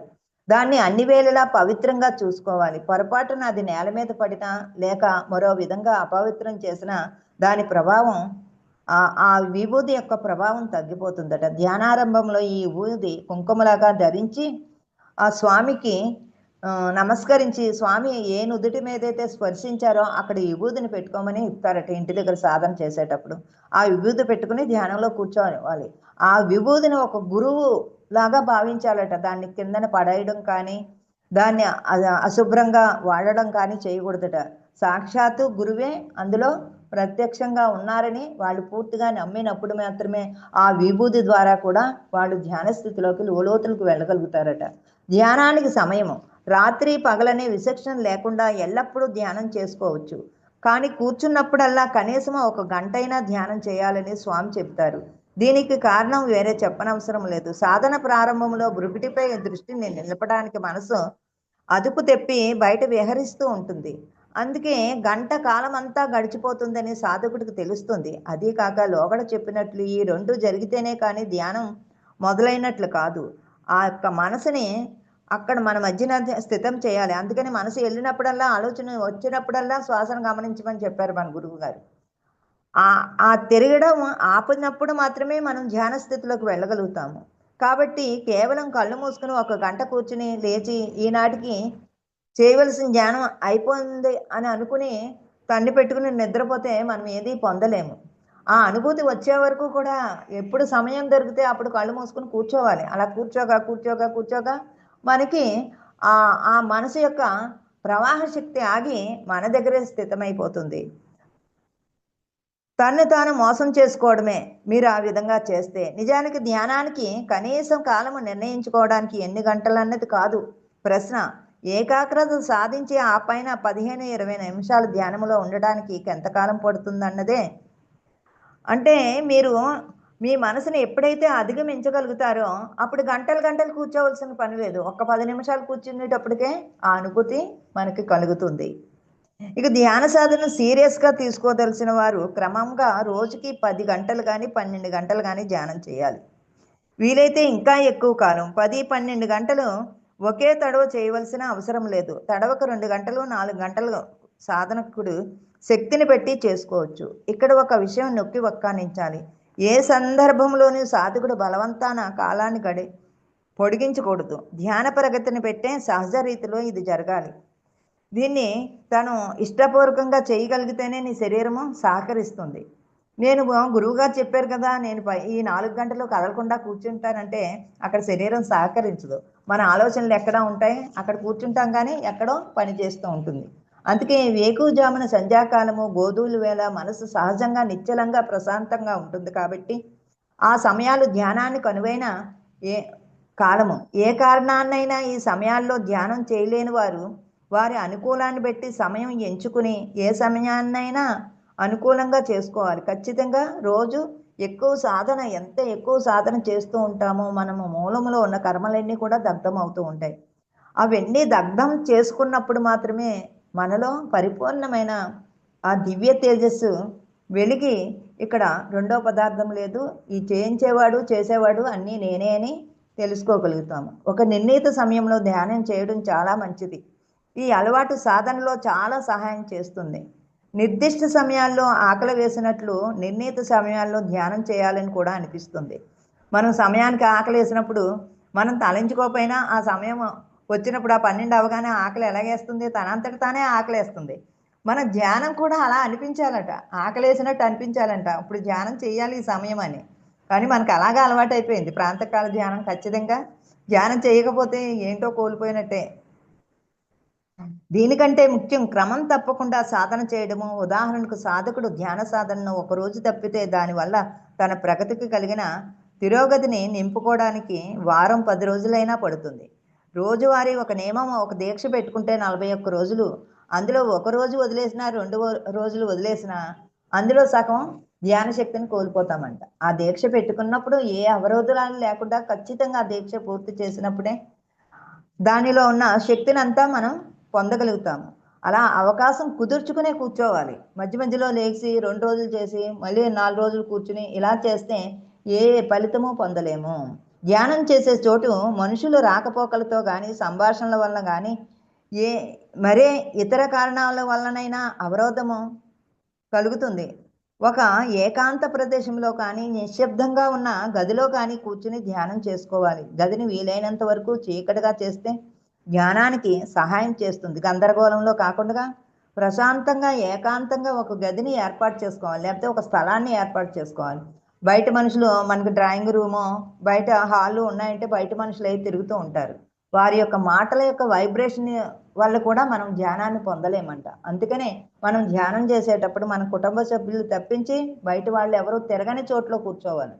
అప్పుడు మాత్రమే మనము ధ్యానంలో ఉన్న మెలకువలను తెలుసుకోగలుగుతాము. తరువాత ధ్యానం చేసేటప్పుడు ఆసనంలో కూర్చోవాలా పరిశీలిద్దాం. సిద్ధాసనం కానీ పద్మాసనం కానీ వీరాసనం కానీ వేసి కూర్చుంటే ధ్యానానికి మంచిది. ఏ కారణాన్నైనా ఈ ఆసనాలకు కష్టమైతే సాధకుడు తనకు సుఖంగా ఉన్న ఆసనంలో కూర్చోవచ్చు. ఆసనం విషయంలో మనసులో ఉంచుకోవాల్సిన విషయం ఏమీ లేదు. ఈ ఆసనంలో కూర్చోవాలి ఆ ఆసనం అని ఏమీ లేదు. మన పత్రిక చెప్పినట్టే స్థిర సుఖ ఆసనము, నీకు శరీరం వీలుగా ఉన్నట్టు ఆసనాన్ని ఏర్పాటు చేసుకోండి. తొడలు శరీర భాగము సమంగా ఉండాలి. భారము చాలా వెనక్కి పడితే వెన్నెముక మీద ఎక్కువ భారం పడి సాధకుడు త్వరగా అలసిపోతాడు. ఆ ఆసనం కూడా ఎలా వేసుకోవాలో చెప్తున్నారు. స్థిర సుఖాసనం కూడా బాగా వెనక్కి ఎలాగంటే ఈ వెన్నుపూసకి ప్రెస్ పడి నొప్పి వచ్చి మనం ఎక్కువసేపు కూర్చోలేమంటున్నారు. శరీరం పూర్తిగా రిలాక్స్డ్గా ఉండాలి. శరీరంలో ఏ భాగాన్నైనా బలవంతంగా బిగబెట్టినట్లయితే కండరాలు అలసిపోయి వంకర్లు పోయి ఆ భాగంలో బాధ కలుగుతుంది. ముఖం సమతులంగా ఉండాలి, కొంచెం ఎత్తినట్లు ఉండాలి. అందుకని మనము ఏం చేస్తాము, ఇలా కూర్చుంటున్నాము, ఈ తలకాయని ఇటే పడేస్తున్నాము, ఇలా పడేస్తున్నాము, కానీ ఎరుక ఉండాలి. తల మాత్రం నిటారుగానే ఉండాలి. ఖచ్చితంగా నిటారుగా ఉండి పతంజలి కూడా అదే చెప్తారండి. ధ్యాన స్థితిలోకి వెళ్ళలేకపోతున్నామంటే పత్రి గారు జనాలకి కఠినంగా కాకుండా సులువైన మార్గాన్ని ఇచ్చారు. కానీ అది ఆన్నే పట్టుకుని పత్రి గారు ఎవరి వయసు ఉంటుందో అన్ని నిమిషాలే చేయమన్నారు, మీరేటి గంట అంటున్నారు, 2 గంటలు అంటే స్టార్టింగ్ అంతే.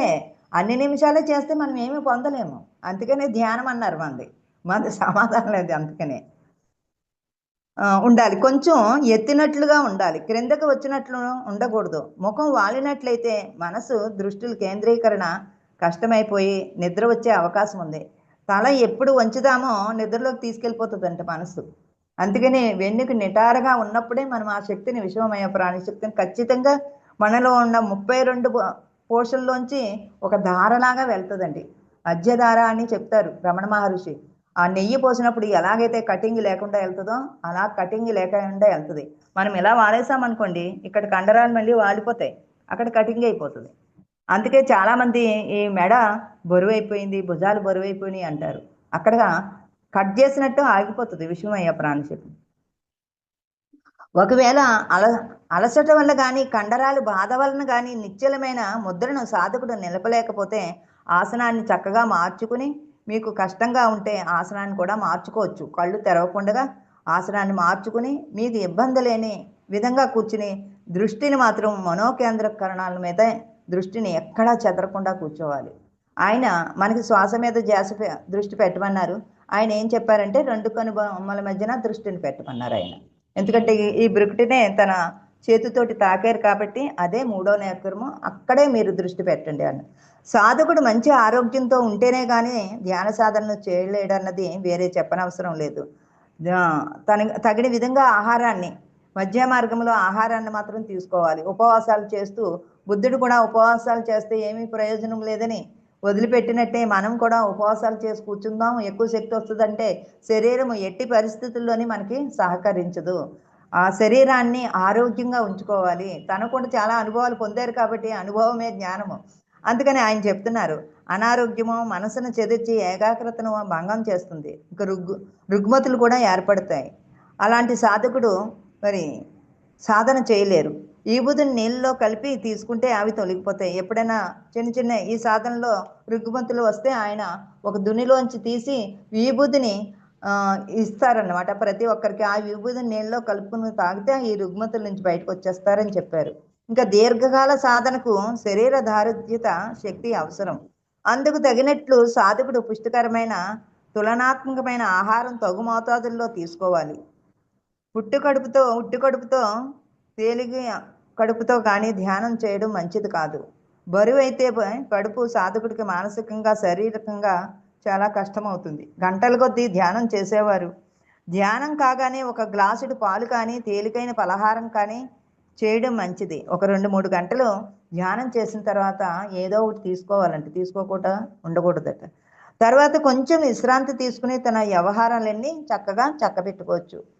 ఈ చెప్పే విషయాలు బాగా అర్థం చేసుకున్న తర్వాతనే అసలైన ధ్యాన సాధన ప్రారంభించాలి. దీనికి ధ్యాన విధానం క్షుణ్ణంగా అవగాహన చేసుకోవాలి. ఒక లక్ష్యం ఉండాలి, నేను సాధించగలుగుతాను అని. ఎవరైతే ఈ అన్వేషణ ప్రారంభించినప్పుడు ఈ అన్వేషణ ఎందుకో, దేనిని అన్వేషిస్తున్నాడో సరిగ్గా తెలియకపోతే మార్గం తప్పే అవకాశం ఉంది. అసలు ఈ ధ్యానాన్వేషణ ద్వారా నేను ఏం పొందుతాను అనే అవగాహన శక్తి పూర్తిగా ఉంటేనే కానీ మళ్ళీ దారి తప్పేస్తాం. అదేవిధంగా ధ్యానం వల్ల తాను సాధించవలసింది ఏమిటో స్పష్టంగా లేకపోతే ధ్యానాన్ని సరిగ్గా అభ్యసించడానికి వీలు పడదు. అంటే తన లక్ష్యం ఏమిటో స్పష్టంగా తెలియాలి. ఈ విషయంలో కలిగిన అసంపూర్ణ అవగాహన వల్ల, అస్పష్టత వల్ల చాలామంది సాధకులు తప్పుడు విధానాలను అనుసరించడం, పెడదారులు తొక్కడం జరుగుతుంది. మన లక్ష్యం ఎందుకు వచ్చామో, ఈ ధ్యానం చేయడం వల్ల మనకి ఏంటి బెనిఫిట్ అనే వివరాలన్నీ కూడా మనకి పరిపూర్ణంగా తెలియాలి. మన మనసు మన బంధనాలకు కారణమని మనోశాసనం చేయమని మన శాస్త్రాలు చాటుతున్నాయి. మనసును పరిశీలిస్తే మనసు ఆలోచనల సముదాయమనే అర్థమవుతుంది. ఈ మనోవృత్తులను నిర్మూలించగలిగితే చమురు లేని దీపంలో మనసు ఆరిపోయి అంతరించి తన నిజతత్వమైన ఆత్మను తెలుసుకోగలుగుతాము. ఈ మనోవృత్తులను ఆపడమే మనకి భగవంతుడికి అడ్డు. ఏంటంటే ఈ మనసు చేసే మనోవృత్తులే. వీటిల్ని ఆపితే ఆ దైవాన్ని మనం చేరుకోగలుగుతాము. అందువల్ల మనోవృత్తులు నడిచివేయడమే ధ్యానం యొక్క ప్రధాన లక్ష్యమని అనుకోవద్దు. ఆ మనోవృత్తుల్ని అణిచిపెట్టడం కాదు, అవి వస్తూ ఉంటాయి. ఆ వచ్చే వాటిని గమనిస్తూ ఉంటే వాటంతటా అవే తొలగిపోతాయి. మీరు అణిచిపెట్టారంటే అది వ్యతిరేకంగా మీ మీద ప్రభావం చూపిస్తుంది అని చెప్తున్నారు, మిగులుతుంది. తర్వాత మనసు నాశనమై ప్రయత్న రహితంగా ఆత్మసాక్షాత్కారం కలుగుతుంది. ఎప్పుడైతే మనసు యొక్క ప్రవాహం ఆగిందో ఆత్మ యొక్క సాక్షాత్కారాన్ని మనం పొందగలుగుతాము. సాధించదలసింది ఏమిటో స్పష్టంగా తెలుసుకున్న తర్వాత ఏ విధంగా సాధించాలో తెలుసుకోవాలి. ఇక ధ్యానం ప్రారంభించేటప్పుడు సాధకుడు ప్రథమంగా నొసటి మీద దృష్టి నిలపాలి. కొత్తలో బలవంతంగా కళ్ళను అటువైపు తిప్పి చూడటం మొదలు పెడతాం, ఇటువైపు చూస్తూ ఉంటాం. దాని వలన కంటి గురుటుకు నొప్పి కలిగి త్వరలో అలసట కలుగుతుంది. దాని వలన నిశ్చలంగా ఉండటం బదులు కంటి గుడ్లు స్వేచ్ఛగా అదురుతూ అలా సాధన సాగిస్తే తలకాయ నొప్పి వస్తుంది. మీరు మాటి మాటికి కళ్ళు తెరిచి చూసి ఏం జరిగిందా అని ఆ నొసట మీద ఏం జరుగుతుందో అని కళ్ళెత్తి ఈ పక్కకి ఆ పక్కకి చూస్తే కళ్ళు నొప్పి వస్తాయి. ఆ తర్వాత తలనొప్పి వస్తుంది. అలాంటి క్రియలు ఏమి చెయ్యొద్దు అని చెప్తున్నారు. ఏకాగ్రతగా కూర్చుని ఏ విధంగా మీరు అభ్యాసం చేయాలో నిశ్చయించుకుని ఆ విధంగా మనసుని ప్రశాంతత చెందుకోండి అని చెప్తున్నారు. ఇంకా ఇంకా లాస్ట్ చెప్పేద్దామండి. ఇంకా చాలా ఉన్నాయి. ఈ తమో గుణాన్ని రజో గుణాన్ని ఎలా వదిలించుకోవాలో కాకుండా ఆఖర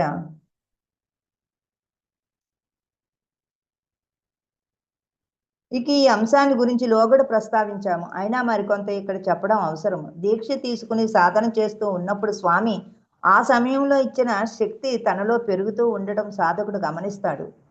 ఒక్కసారి ఆ దీక్షని ఇచ్చిన తర్వాత ఆ దీక్ష అంచెంచెలుగా వాళ్ళ మీద ప్రభావం చూపిస్తుందట. ధ్యాన సమయంలో కనురెప్పలు బరువెక్కడం తర్వాత సాధన సాగిన కొద్దీ మనసును దృష్టిని బలంగా భృక్తి వద్దకు లాగడం ద్వారా ఈ శక్తి ప్రస్ఫుటం అవుతుంది. అప్పుడప్పుడు శక్తి బలం అవుతుంది. ఎలా వ్యక్తం అవుతుందంటే చూసేవారికి సాధకుడు ముడుచుకున్నట్లు ముడిపడుతున్నట్లు కనిపిస్తుంది. కానీ సాధకుడికి అది తెలీదు. ఒకసారి ఈ శక్తి వికసించడం ప్రారంభిస్తే దాన్ని నిరోధించడానికి ఎవరి తరమో కాదు.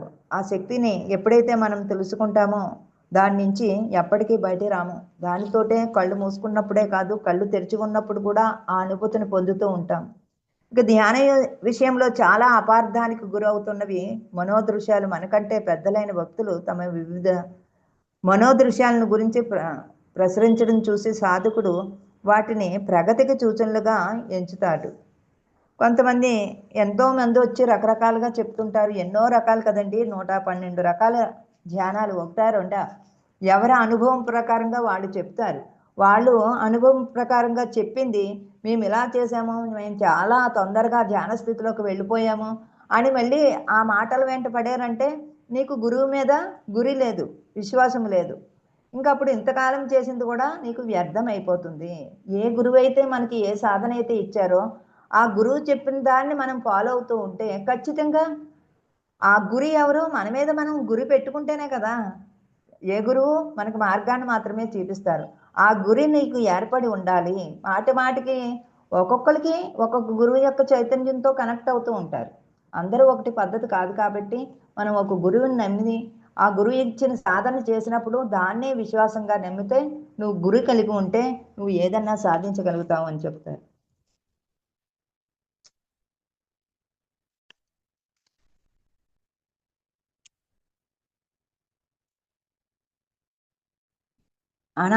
ఈ చక్రాస్ గురించి చెప్పుకుందామండి. ఒక పావుగంట పడుతుంది.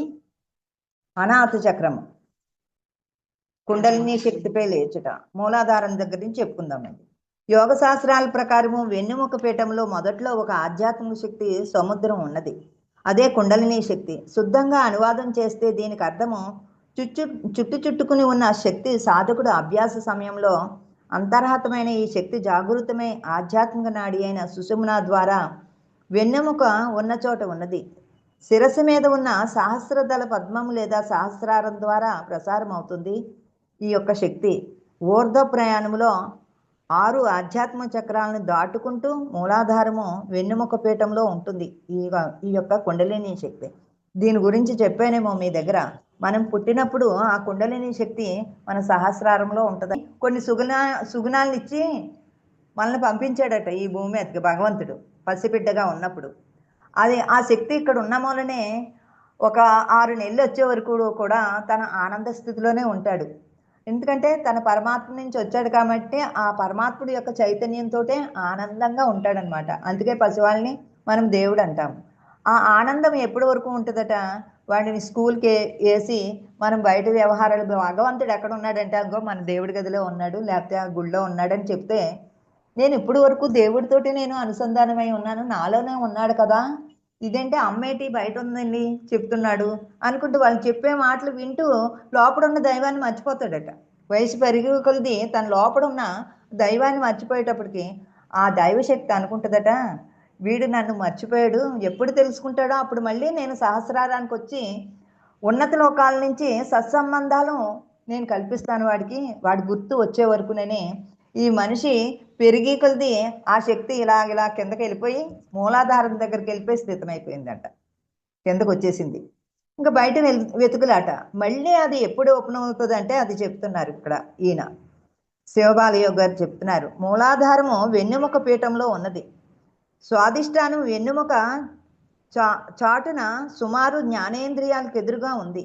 మణిపూరకం వెన్నెముక నాభికి ఎదురుగా ఉంటుంది. అనాహతము హృదయ సీమ వెన్నెముక చాలునున్నది. విశుద్ధ చక్రము కంఠపీఠంలో ఉంది. ఆజ్ఞాచక్రము శిరస్సు, ఇక్కడ ఆజ్ఞాచక్రము. ఇలాగ మూలాధార చక్రం దగ్గర నుంచి ఆజ్ఞాచక్రం వరకు సహస్రారం వరకు చెప్పడం జరిగింది. దాటిన చోట ఉంది. కుండలినికి శక్తి ఈ 6 చక్రాలను దాటి పైకి వెళ్తున్నప్పుడు ఒక్కొక్క చక్రానికి సంబంధించిన ప్రత్యేకమైన కష్టాలు, అనుభవాలు కలుగుతాయి. ఇవి ఈ క్రింద వివరించబడుతున్నాయి. మూలాధార చక్రము లౌకికుడైన సామాన్య మానవుడు మనసు క్రింద 3 చక్రాల్లో ఉంటుంది. సామాన్య మానవుడు బొడ్డు దగ్గర నుంచి 3 చక్రాల్లోనే ప్రాపంచికంగానే జీవిస్తామట. 3% ఎనర్జీ మాత్రమే మనం వాడుకుని ఇదే ప్రపంచము, ఇదే శరీరము, ఈ భోగాలే శాశ్వతం అనుకుంటూ జీవిస్తామంట. మూలాధారము, స్వాదిష్టానము, మణిపూరకము. సామాన్య మానవుడిలాగా జీవిస్తాము. అజ్ఞాన స్థితిలో ఉంటాము, తమో గుణంలో ఉంటాము. మరి ఈ చక్రాల కింద ఉంది కుండలిని శక్తి. ఈ 3 చక్రాల కింద ఉంది. ఈ 3 చక్రాలు శుద్ధి అయితేనే కుండలిని శక్తి పైకి వస్తుంది, ఊర్ధముఖంగా ప్రయాణం చేస్తుంది. ఈ ఐహిక వాంఛలను అణచివేయబడి ఉంటుంది. కానీ ధ్యానం సాగి కుండలిని ప్రవహించినప్పుడు ఈ క్రింద సూచనలు వ్యక్తమవుతాయి. ధ్యానం చేయాలని వాంఛ ఎక్కువ అవుతుంది. ఇంకా ధ్యానంలో తన ఇష్టదైవం కనబడవచ్చు. శారీరక రుగ్మతులు ఎక్కువ అవ్వవచ్చు, కానీ అవి ధ్యానానికి అడ్డురావు. స్వామి ఆశీర్వాదం, ఆయన ఇచ్చిన విభూతి ఉపయోగించడం వల్ల ఆ రుగ్మతులు తొలగిపోతాయి. ఈ 3 చక్రాలను శుద్ధి చేసుకోవాలంటే ఎన్ని ఆటంకాలు వచ్చినా సరే మనము ఆ ధ్యానంలోంచి లేకుండా మనం ఎన్ని గంటలు చేయాలని నిర్ణయించుకున్నామో, మేము ధ్యానానికి వచ్చిన కొత్తలో అంటే రోజు 8 గంటలు చేయాలని నిర్ణయించుకున్నాం. 2 గంటలు 2 గంటలు 2 గంటలు చేసి 8 గంటలు పడుకునే లోపల పూర్తి చేసేవాడు. అలాగ 41 రోజులు దీక్ష పెట్టుకున్నాం. అప్పుడు ఎన్నో అనుభవాలు, ఆయనకు థర్డ్ ఐ ఓపెన్ అవ్వడము, ఆయన జన్మలు చూసుకోవడము, అన్నీ మనలో ఏ అయితే పొందాలో అన్నీ ఓపెన్ అవుతాయి. ముందు ఇక్కడ సాధన చేయకుండా మనము నాకేం కనిపించట్లేదు, వినిపించట్లేదు అంటే ఎలాగండి? మనం శుద్ధి చేసుకోవాలి కదా. ఎన్నో జన్మల నుంచి తీసుకున్నాము ఈ జన్మలు. మరి అవన్నీ శుద్ధి అవ్వాలంటే ముందు గంటలు గంటలు ధ్యానం చేయాలి. ఆ సాధన చేయడానికి ఒప్పుకోకుండా వాళ్ళకి అది కనిపించింది, ఇది కనిపించింది, నా థర్డ్ ఐ ఓపెన్ అవ్వలేదంటే ఎక్కడి నుంచి ఓపెన్ అవుతుంది? నాకు ఏమీ ఓపెన్ అవ్వలేదండి. ఆయన చేసినట్టు నేను 8 గంటలు చేశాను. మరి ఆయనకు అన్నీ కనిపించాయి, అన్ని లోకాలు కనిపించాయి. నాకు ఏ లోకం ఇప్పటికీ కనిపించలేదు. కానీ ఆనందము ఇప్పటికీ నన్ను లేపకుండా ఉంటే 6 గంటలు అలా కూర్చుండిపోతాను కదలకుండా. నాకేమీ తెలియదు, మహాశూన్యం అంతే. ఒక క్లాసు చెప్పాలంటే ఆ లోపల ఉన్నది అలా వస్తూ ఉంటుంది అంతే, మన ప్రమేయం లేకుండా. ఇక్కడ చేసేది మనం ఏం కాదు కదా. ఒకడు ఉన్నాడు, వాడితోటి ఎప్పుడైతే మనం కనెక్ట్ అయిపోయామో వాడే చూసుకుంటాడు. ఎప్పుడు బ్రహ్మానందంలో ఉంటాము. పత్రికారిని అడిగితే నువ్వు చూడవలసిన పని లేదు, గత జన్మలో అన్నీ చూసేసావు, నువ్వు నేను ప్రచారం చేయడానికి వచ్చాం, ప్రచారం చేద్దాం, మనకేమో అక్కర్లేదు, తొడేలే అక్కర్లేదు అన్నారు. ఇంకా అప్పటి నుంచి నాకు రావని, మరి మీ ఆయన నువ్వు ఒకటే కదా, ఆయనకు వచ్చిన అనుభవాలు చెప్పు, నీ అనుభవాలలాగా చెప్పు అని చెప్పారు. ఆయన చెప్పకుండానే నాకు అనుభవాలు చెప్పాలంటే నాకు చాలా ఇష్టం. నాకు లేవు కాబట్టి ఆయనయే చెప్పేస్తూ ఉండేదాన్ని. అమ్మో పత్రికారు దీన్ని బాగానే ఒప్పుకున్నారు, నాకు తెలియకుండానే నేను చెప్పేసేదాన్ని అనుకునేదాన్ని. ఇక అవరోధాలు, శారీరక రుగ్మతులు ఎక్కువ అవ్వవచ్చు. అవన్నీ కూడా ఆ గురువుని ఎప్పుడైతే నమ్ముతామో అవేమీ రాకుండా గురువు యొక్క ఆధ్వర్యంలో ఉంటామో, ఆ యొక్క దైవంతో కనెక్ట్ అయ్యే వరకు ఆయన ఎప్పటికప్పుడు మనకి ఆ శక్తిని అందిస్తూనే ఉంటారు. అందుకని మాటికి గురువులను మార్చకూడదు, మాటికి ధ్యాన పద్ధతులను మార్చుకోకూడదండి. ఏ గురువుని పట్టుకున్నామో ఆ గురువు యొక్క చైతన్యంతో ఉండాలి. ఇక స్వాదిష్టాన చక్రము, కుండలిని ఈ చక్రాన్ని ప్రవేశించినప్పుడు మనసు విపరీతంగా సచలితం అవుతుంది. సాధకుడు అవిశ్రాంతుడై వివిధ ప్రదేశాలకు తిరుగుతాడు. అతిగా ఆకలి వేస్తుంది. ఇక కుండలిని శక్తి లెగుస్తుంది అనమాట. మన ధ్యాన శక్తిని పెంచుకుంటుంటే మూలాధారం దాటి పైకి ఒక్కొక్క చక్రం దాటుకుంటూ వస్తుంది. స్వాదిష్టాన చక్రం దగ్గరకు వచ్చేటప్పటికి ఇంకా తనకి విపరీతంగా ఆకలి వేస్తూ ఉంటుందట. అప్పుడు ఆకలేసినప్పుడు వల్ల ఏ జ్యూసో, ఏ ఫ్రూట్సో ఏదో ఒకటి తినాలి. తినకుండా ఉండకూడదు. ఆ శక్తి యొక్క ప్రవాహం. ఆ తర్వాత తిరగాలనిపిస్తదట. ఆ అనిపించినప్పుడు లెగిసిపోవాలి. మనం ధ్యానంలో కూర్చోకూడదండి. బలవంతంగా కూర్చుంటే అక్కడ ధ్యానం కుదరదు. లెగిసి అటు ఇటు తిరిగి ఏమన్నా పనులుంటే చక్కబెట్టుకుని అప్పుడు మళ్ళీ కూర్చోవాలి. ఈ ఈ స్వాదిష్టాన చక్రంకి వచ్చేటప్పటికి అలాంటి అనుభూతులు కలుగుతాయి. ఇక మూడోది, ఇదివరకు కలుగుతున్న అనుభవాలు అంతరించి ఎంత కోరినా అనుభవాలు రావు. దీనివల్ల మనసుకు విచారం కలుగుతుంది. అంతకుముందు ఇలా కూర్చోగానే ఏదో వెలుగు కనిపించడమో, రూపాలు కనిపించడమో ఏవో జరిగాయి. ఈ మణిపూరకం వచ్చేటప్పటికి ఆ అనుభవాలన్నీ సమసిపోతాయి. ఇంక రావు. ఇంక రావట్లేదని కొట్టుకుంటామంట. అయ్యో! నాకు అవి కనిపించాయి, ఇవి కనిపించాయి. ఇప్పుడు నాకు రావట్లేదని మనసు ఇంక ధ్యానం మీద ఉండదట. అయి రావట్లేదు మీదని ఆటిల మీదే ఆసక్తిని పెంచుకుంటూ ఉంటదట. అవరోధాలు ఆ విధంగా జరుగుతాయి. ఇక మనసు సంచితం అవుతుందని సాధకుడు డిప్రెస్ అయ్యి అతి ఆకలితో బాధపడతాడు. నియమబద్ధంగా క్రమం తప్పకుండా ధ్యానకాలం పొడిగించడం వల్ల ఇవన్నీ తొలగిపోతాయి. నీకు అలాంటి ఆటంకాలు ఎన్ని వచ్చినా సరే గురువు చెప్పాడు, నువ్వు ధ్యానం చెయ్యాలి, నువ్వు ఇన్ని గంటలు ధ్యానం చెయ్యాలని పెట్టుకున్నప్పుడు ఖచ్చితంగా చెయ్యి. వాటి అంతటా అవే ఈ అవరోధాలన్నీ తొలగిపోతాయని చెప్తున్నారు. ఇక మణిపూరక చక్రము, సాధకుడు సమాధిని అనుసరించడం ఆరంభించి ధ్యానానికి కూర్చోగానే సమాధిలోకి వెళ్తాడు. ఇక ధ్యాన శక్తిని ఇంక కూర్చోగా మొట్టమొదట 100 ఆలోచనలు వచ్చినాయి. అలాగ మనం చేస్తూ ఉంటే ఆలోచన ప్రవాహం తగ్గిపోతుంది. తక్కువ సమయంలోనే ఎక్కువ శక్తిని తీసుకుంటాం. సో మణిపూరక చక్రం దగ్గరకు వచ్చేటప్పటికి ఇంకా సిద్ధులు రావడం ప్రారంభిస్తాయి. దూర ప్రదేశాల్లో శరీరము మెటీరియల్ జేస్ అనిమాది సిద్ధులు కావడం. ఈ శక్తి మన పెంచుకునే విషమమయ ప్రయాణ శక్తితో పాటు ఈ మూలాధార చక్రం దగ్గర ఉన్న ఆ కుండలిని శక్తి ఎప్పుడైతే మణిపూరక దగ్గరకు వచ్చేటప్పటికి మనకి సిద్ధులు వస్తాయట. సిద్ధులు అనిమా సిద్ధులన్నీ కూడా మనకు వస్తాయి. ముందు మనకి కనిపించడము, జరిగి తెలియడము. మా వారికైతే ఇలాంటి సిద్ధులన్నీ కూడా వచ్చాయండి. మాకు అని చేద్దామన్న వాళ్ళని కూడా కనిపెట్టడం జరిగిందండి. ఇలాంటి సిద్ధులు కూడా ఆయన పొందారనమాట. ఈ సిద్ధులన్నీ మనకి మణిపూరక చక్రం దాటేటప్పటికే కుండలిని శక్తి ప్రభావంతో ఈ సిద్ధులు మనకు వస్తాయి. ఇవన్నీ కూడా మనం ఆ సిద్ధుల్ని కూడా మనం అధిగమించగలగాలండి. ఆ సిద్ధులు మాయలో పెట్టేస్తే అంట మన ఇంకా ఆపేస్తారనమాట. సిద్ధులు వచ్చేసే ఇంకా ధ్యానాన్ని ఆపేస్తారు. ఇక ఈ అవరోధాలన్నీ దాటుకుని ధ్యానం నుండి లేవగానే సిద్ధులను ప్రయోగించాలని, ప్రదర్శించాలని ప్రేరణ కలుగుతుంది. ఇది ఈ అన్నిటికీ అందరికీ చెప్పాలని, వాటిని ఉపయోగించాలని ప్రేరణ. ఈ మనసు ఊరుకోదు కదా. ఇవన్నీ గొప్పలు చెప్పుకోవడానికి మళ్ళీ అక్కడ అహంకారం మనల్ని ఆపేస్తుంది. దీనివలన అహంకారం పెరిగి దైవభక్తి తగ్గిపోతుంది. వీటిని అధిగమించడానికి ఈ సిద్ధులను ప్రదర్శించకూడదు. అవి మనం అనుభూతి పొందాలి, అంతేకాని ఈ సిద్ధుల్ని అస్సలు ప్రదర్శించకూడదు. ఇక సాధకుడికి యోగ సిద్ధి లేక వాక్శుద్ధి కలుగుతాయి. అనగా అతడు చెప్పింది జరుగుతుంది, వాక్శుద్ధి వచ్చేస్తుంది, వాక్ మీద పట్టు వచ్చేస్తుందండి. అనాహత చక్రం దగ్గర హృదయ చక్రం దగ్గరకు వచ్చేటప్పటికి అక్కడ ఉన్న నాడులన్నీ కూడా స్థితమయ్యి వాక్శుద్ధి. ఎందుకంటే మౌనంలో ఉంటాం కదా, ఎక్కువ మౌనంలో ఉండడం వల్ల వాక్కి సిద్ధి జరుగుతుంది. అందుకనే మహాత్ములు ఎక్కువ మాట్లాడరు. వాళ్ళకి కోపం వచ్చినప్పుడు ఏదన్నా మాట అంటే ఖచ్చితంగా జరిగి తీరుతుంది. ఇక సూక్ష్మ శరీరం లేక ఆస్ట్రల్ బాడీలో ఇచ్చానుసారము తిరగగలిగిన శక్తి ఏర్పడుతుంది. ఇక అనాహత వచ్చేటప్పటికి ఆస్ట్రల్ బాడీ రిలీజ్ అయిపోతుంది, పైకి వెళ్ళిపోతుంది. ఎందుకంటే కుండలిని శక్తిని మనం ఆ యొక్క శక్తిని లేపాము గంటలు ధ్యానం చేసి. మామూలుగా ధ్యానం చేసినంతసేపు మనకి ఇలాంటి అనుభవాలు ఏమీ రావు.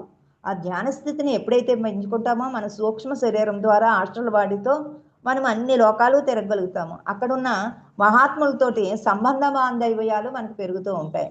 ఇంకా సిద్ధులు కలిగిన కొద్దీ అహంకారం బాగా పెరిగిపోతుంది.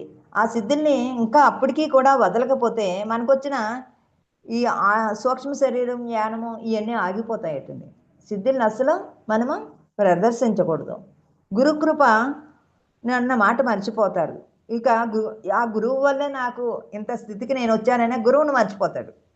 ఇక తనే గొప్ప అని తన గురించే చెప్పుకుంటూ ఉంటారు. ఇక మర్చిపోతాడు. సాధకుడు బడాయిగా అందరికీ చెప్పుకుంటూ ఉంటాడు. శక్తి ప్రదర్శిస్తూ తిరుగుతూ అప్పుడప్పుడు గురువును నిందిస్తూ కూడా ఉంటారట. పతనం ముందు గర్వం అన్నట్లు ఈ అహంకారం, గర్వం అతన్ని పతనానికి దారి చేస్తుంది. మరి పత్రిసారు అందించిన ఈ యొక్క సాధన అంతకుముందు ధ్యానం గురించి తెలుసు కానీ ఇంత సూక్ష్మంగా, ఇంత సూటిగా, ఇంత బ్రహ్మజ్ఞానము, ఇంతమంది గురువుల్ని మనకి పరిచయం చేసింది మన గురువు గారే. మరి మన గురువు గారిని వదిలేసి నా స్వశక్తితో నేను సంపాదించుకున్నానంటే అది ఎంత ఘోరమైన, అప్పుడు మనం పతనానికి దారి తీసేస్తుందట ఆ సద్గురువుని మర్చిపోతే. ఇక ఆశీర్వదించమని గురువుని ప్రార్థిస్తూ ఉండాలి. మనము ఏ ఇబ్బందులు పడినా మనం వెంటనే ఆ గురువు కృపని మనం తీసుకోవాలి ఖచ్చితంగా. ఆ గురువు కృప ఉంటేనే మనం ఏదన్నా ముందుకు సాధించగలుగుతాము. ఇక తీవ్రమైన ఆనందకరమైన సమాధిని అనుభవిస్తాడు ఏ సాధకుడైనా సరే. విశుద్ధ చక్రం దగ్గరికి వచ్చేటప్పటికి ఇక్కడ విశుద్ధ చక్రం శుద్ధి జరగాలి. అప్పుడే శుద్ధమైన మాటలే మాట్లాడతాము. ఎవరి గురించి కూడా మనం వాళ్ళలో ఉన్న మంచి లక్షణాల గురించి మాట్లాడతాం కానీ చెడు గురించి అసలు ఒక్క మాట కూడా మాట్లాడము. ఇంకా వాళ్ళ గురించి చెడు గురించి మాట్లాడామంటే మనం ఇంకా పరిపూర్ణంగా తయారవ్వలేదు. అందరిలోని మంచి చెడు ఉంటుందండి. అందరికీ నచ్చేలాగా ఎవరు ఉండలేము మనం. ఇక సాధకుడు ధ్యానంలో దివ్య జ్యోతిని, ఇష్టదైవాన్ని చూస్తాడు. సూక్ష్మ శరీరంలో ఇతర లోకాలతో పాటు ఎక్కడికి కావాలంటే అక్కడికి పోగల శక్తి ఏర్పడుతుంది. ఈ స్థితిలో అవరోధాలు ఏమీ ఉండవు. ఎప్పుడైతే పరిశుద్ధం అయిపోయిందో మన వాక్ శుద్ధి వచ్చేస్తుంది, విశుద్ధ చక్రం శుద్ధి అయిపోతుంది. మనము మనసా వాచ కర్మణ ఎప్పుడైతే మనం ఉంటామో మనము ఏ లోకాలన్నా క్షణంలో తిరిగి వచ్చేస్తాము. అలాంటి అనుభవాలు లేకపోయినా సరే ఎప్పుడు గురు కృప వల్ల నేను దైవాన్ని అనే అనుభూతిలోనే మనం ఉంటాము. ఇంక సూచనలు, అనుభవాలు సాధకుడు తీవ్ర సమాధిని, శక్తివంతమైన వాహినులను అనుభవిస్తాడు. ఆత్మదర్శనం అవుతుంది. కానీ రవ్వంత వ్యక్తిభావం మిగిలి ఉంటుంది. ఇంకా రవ్వంత ఉంటుంది. శ్రీరామకృష్ణుడు అన్నట్లు అది లాంతర్లో దీపం ఉన్నట్లే దీపాన్ని ముట్టుకోవాలని ఉంటుంది, కానీ గ్లాసు అడ్డుపడుతుంది. ఇంకా ఎన్నో జన్మలు వాసనలు కదండి. అన్ని అనుభవాలు పొందిన ఎక్కడో ఒక చోట మూలంలో మనల్ని వెనకలాగుతూ ఉంటుందట. ఈ అవరోధాలు ఈ దశలో సాధకుడికి అగ్ని పరీక్షలాగా ఎదురవుతూ ఉంటాయట అవరోధాలు. ఇక పతంజలి సాధకునిలా హెచ్చరిస్తాడు. పై ఉన్న అదృశ్య దేవతలు మభ్య పెడితే యోగ ఆకర్షణ, ఈ పైన మహాత్ములు కూడా మనకి మభ్య పెట్టే మాటలు చెప్తూ ఉంటారట. అక్కడ సూక్ష్మ శరీరం ద్వారా వెళ్ళినప్పుడు కూడా అవన్నిటిని కూడా మనం అధిగమించాలి. మనల్ని పొగుడుతూ ఉంటారంట. నువ్వు ఇంతటి వాడివి, అంతటి వాడివి, ఇంత గొప్పగా నువ్వు సాధన చేసామని. కానీ మనం తబ్బుగా అయిపోతాము. అప్పుడు మళ్ళీ మాయలో పడిపోతాం. వాళ్ళు పొగిడినా వాళ్ళు తిట్టినా మనం ఒక సాక్షితత్వంలో ఉండగలగాలి. పొగిడినా ఉబ్బుపోకూడదు. అలా ఉండగలిగే సాధన అదంతా మనం అధిగమించాలంటే గంటలు సాధన చేసినప్పుడే ఈ ప్రమాదాలన్నిటి నుంచి మనం బయటపడగలుగుతాము. వివిధ వ్యామోహాలను దాటి యోగ మార్గంలో నిలబడగలిగితే కుండలిని సప్తమ స్థానానికి చేరిపోతుంది. 7వ చక్రం ఏంటంటే ఇక్కడికి ఈ స్థానానికి వెళ్ళిపోతుంది. ఇది జరిగినప్పుడు నిర్వికల్ప సమాధిలోకి వెళ్ళినప్పుడు ఆత్మ సాక్షాత్కారం కలుగుతుంది. పూర్తి పరిణితిని మనము చెందగలుగుతాము. సమాధి 3 రకాలు ఉంటుందట. ఒకటి సవికల్ప సమాధి, నిర్వికల్ప సమాధి, సహజ నిర్వికల్ప సమాధి అని మూడు ఉంటాయి సమాధి స్థితులు. ఇక ధ్యానంలో పరిణితి చెందిన స్థితిలో మనసు నుండి పూర్తిగా మళ్ళించిపోతాము. మనసే ఆత్మలో స్థితమైపోతుంది. అప్పుడు జరిగినప్పుడు సవికల్ప సమాధి సిద్ధిస్తుంది. ఈ సమాధిలో మనసు తన మూలంలోకి నిక్షిప్తమే హృదయంలోకి నిర్మూలనం అవుతుంది. అప్పుడు సాధకుడు ఆలోచనారహితమైన అత్యంత శాంతి ఆనందాలతో వాళ్లాడుతూ ఉంటాడు. ఇక ద్వైతం అనేదే మనలోంచి వెళ్ళిపోతుంది. ఎవరిని చూసినా మనం అందరము ఒకటే, వైశుద్ధైక కుటుంబము, అందరిలోని దైవాన్నే చూడగలుగుతాము. అదే సవికల్ప సమాధి.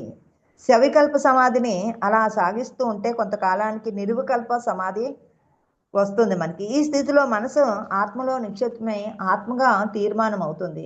ఎవరిని చూసినా అంతటా కూడా ఆ పరమాత్ముడే ఉన్నాడని అంగీకరిస్తాము. అక్కడ ఎలాంటి వారిని కూడా వ్యతిరేకంగా మనము వాళ్ళని శత్రువుగా చూడము. అందరినీ మిత్రులుగానే మనము చూడగలిగే గొప్ప స్థితిని పొందుతాము. ఆనంద స్థితిలో ఉంటాము. ఎవరితోటి మాట్లాడినా ఆనందానుభూతితో మాట్లాడతాము. ఆ ప్రేమని హృదయపూర్వకంగా అందరికీ పంచుతూ ఉంటాము. మిత్రత్వం కలిగి ఉంటాము. అదే నిర్వికల్ప సమాధి అంటే. ఇక సహజ సమాధి అనగా శుద్ధ పురాతన సహజ స్థితిలో యత్నరహితంగా ఉండటము. ఇది ఉన్నత దశ. అందరు యోగుల లక్ష్యము. ఇక సాధకుడు తానొక్క వ్యక్తిగా ఎంచుకోడు, పరమాత్మలో చైతన్యదాత్మ స్థితి.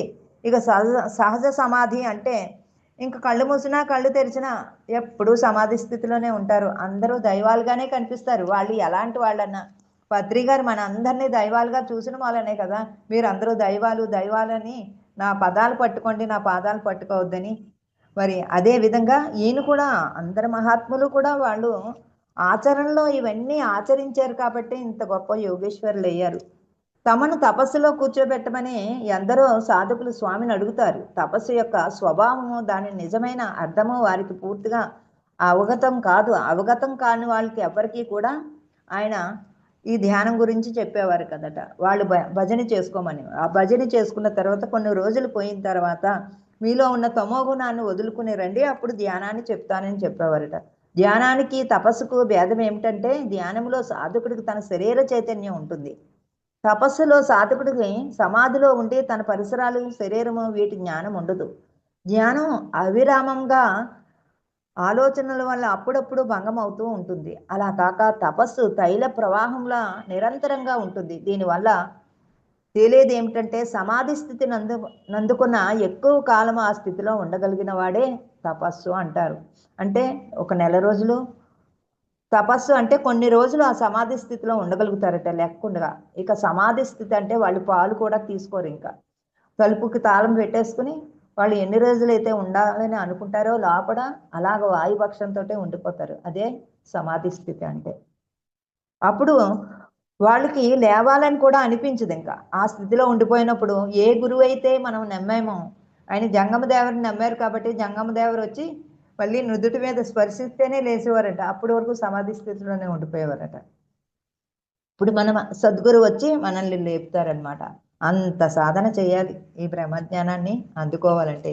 ఈ తపస్సు తీవ్రత ఎక్కువ అయిన కొద్దీ సాధకుడు సమాధిలో ఉండే కాలము పొడుగవుతూ వస్తుంది. చివరి దశల్లో అతడు 24 గంటల సమాధిలో ఉంటాడు. అర్ధరాత్రే వాళ్ళు ఇంక పగలంతా లేవరు. అర్ధరాత్రి ఎప్పుడు మెలకు వస్తే అప్పుడే స్నానం చేస్తారు. వాళ్ళకి ఇంకా 1, 2 కూడా ఏమీ ఉండవు కదండి. ఏమీ తాగరు, తింటారు కదా. ఇంకా ఆ స్థితిలోనే ఉండిపోతారనమాట. ఎప్పుడు కూడా నిరంతరము ఆ సాక్షాత్కార స్థితిలోనే ఉంటారు వారు. ఆ చైతన్యంతోటే రమిస్తూ ఉంటారనమాట. ఇక స్వామి సమాధికి వెళ్ళింది చెప్పుకుందామండి.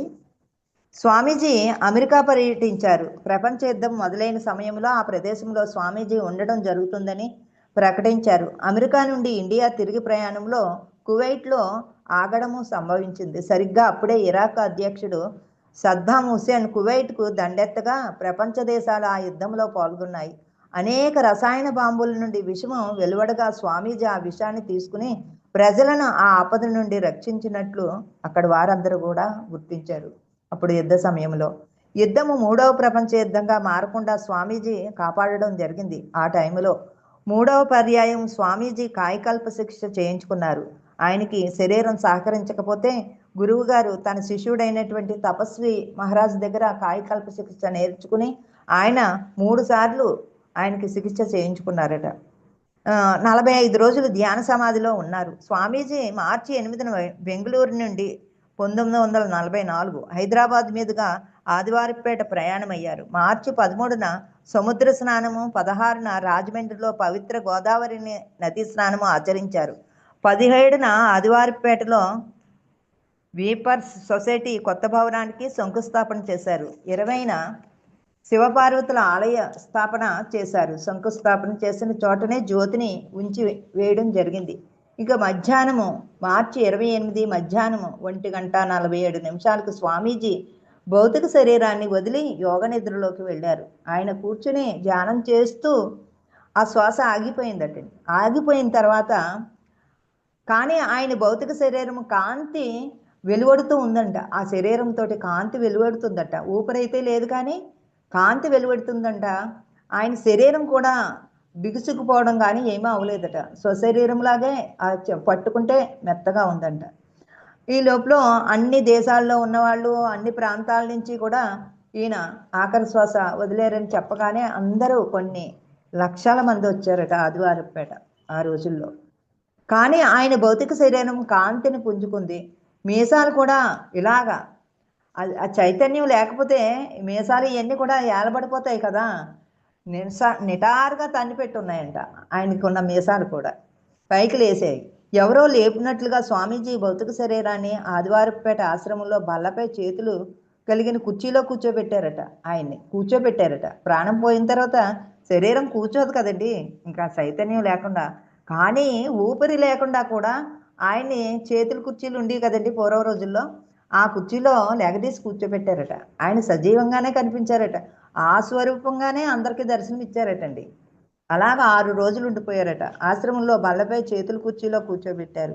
ఈ విధంగా ఏప్రిల్ 2 వరకు యోగ నిద్రలోనే ఉన్నారు ఆయన. శ్వాస ఆడుతున్నట్టు కనిపించలేదు, కానీ యోగ నిద్రలోనే ఉన్నారు ఆయన.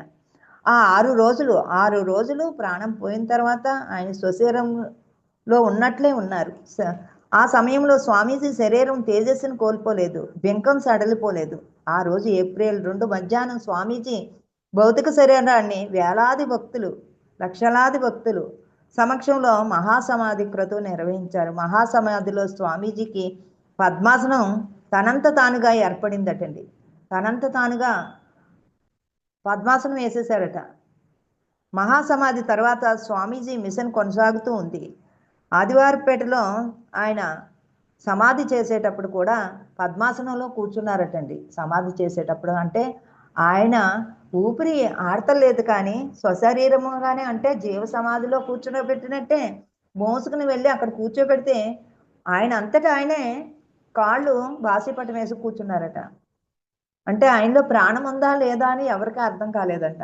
అంత సమాధి స్థితిలో ఆయన ఉన్నారు. అలాగ సమాధి అయిన తర్వాత, ఆ మహాసమాధి తర్వాత స్వామీజీ మిషన్ కొనసాగుతూనే ఉంది.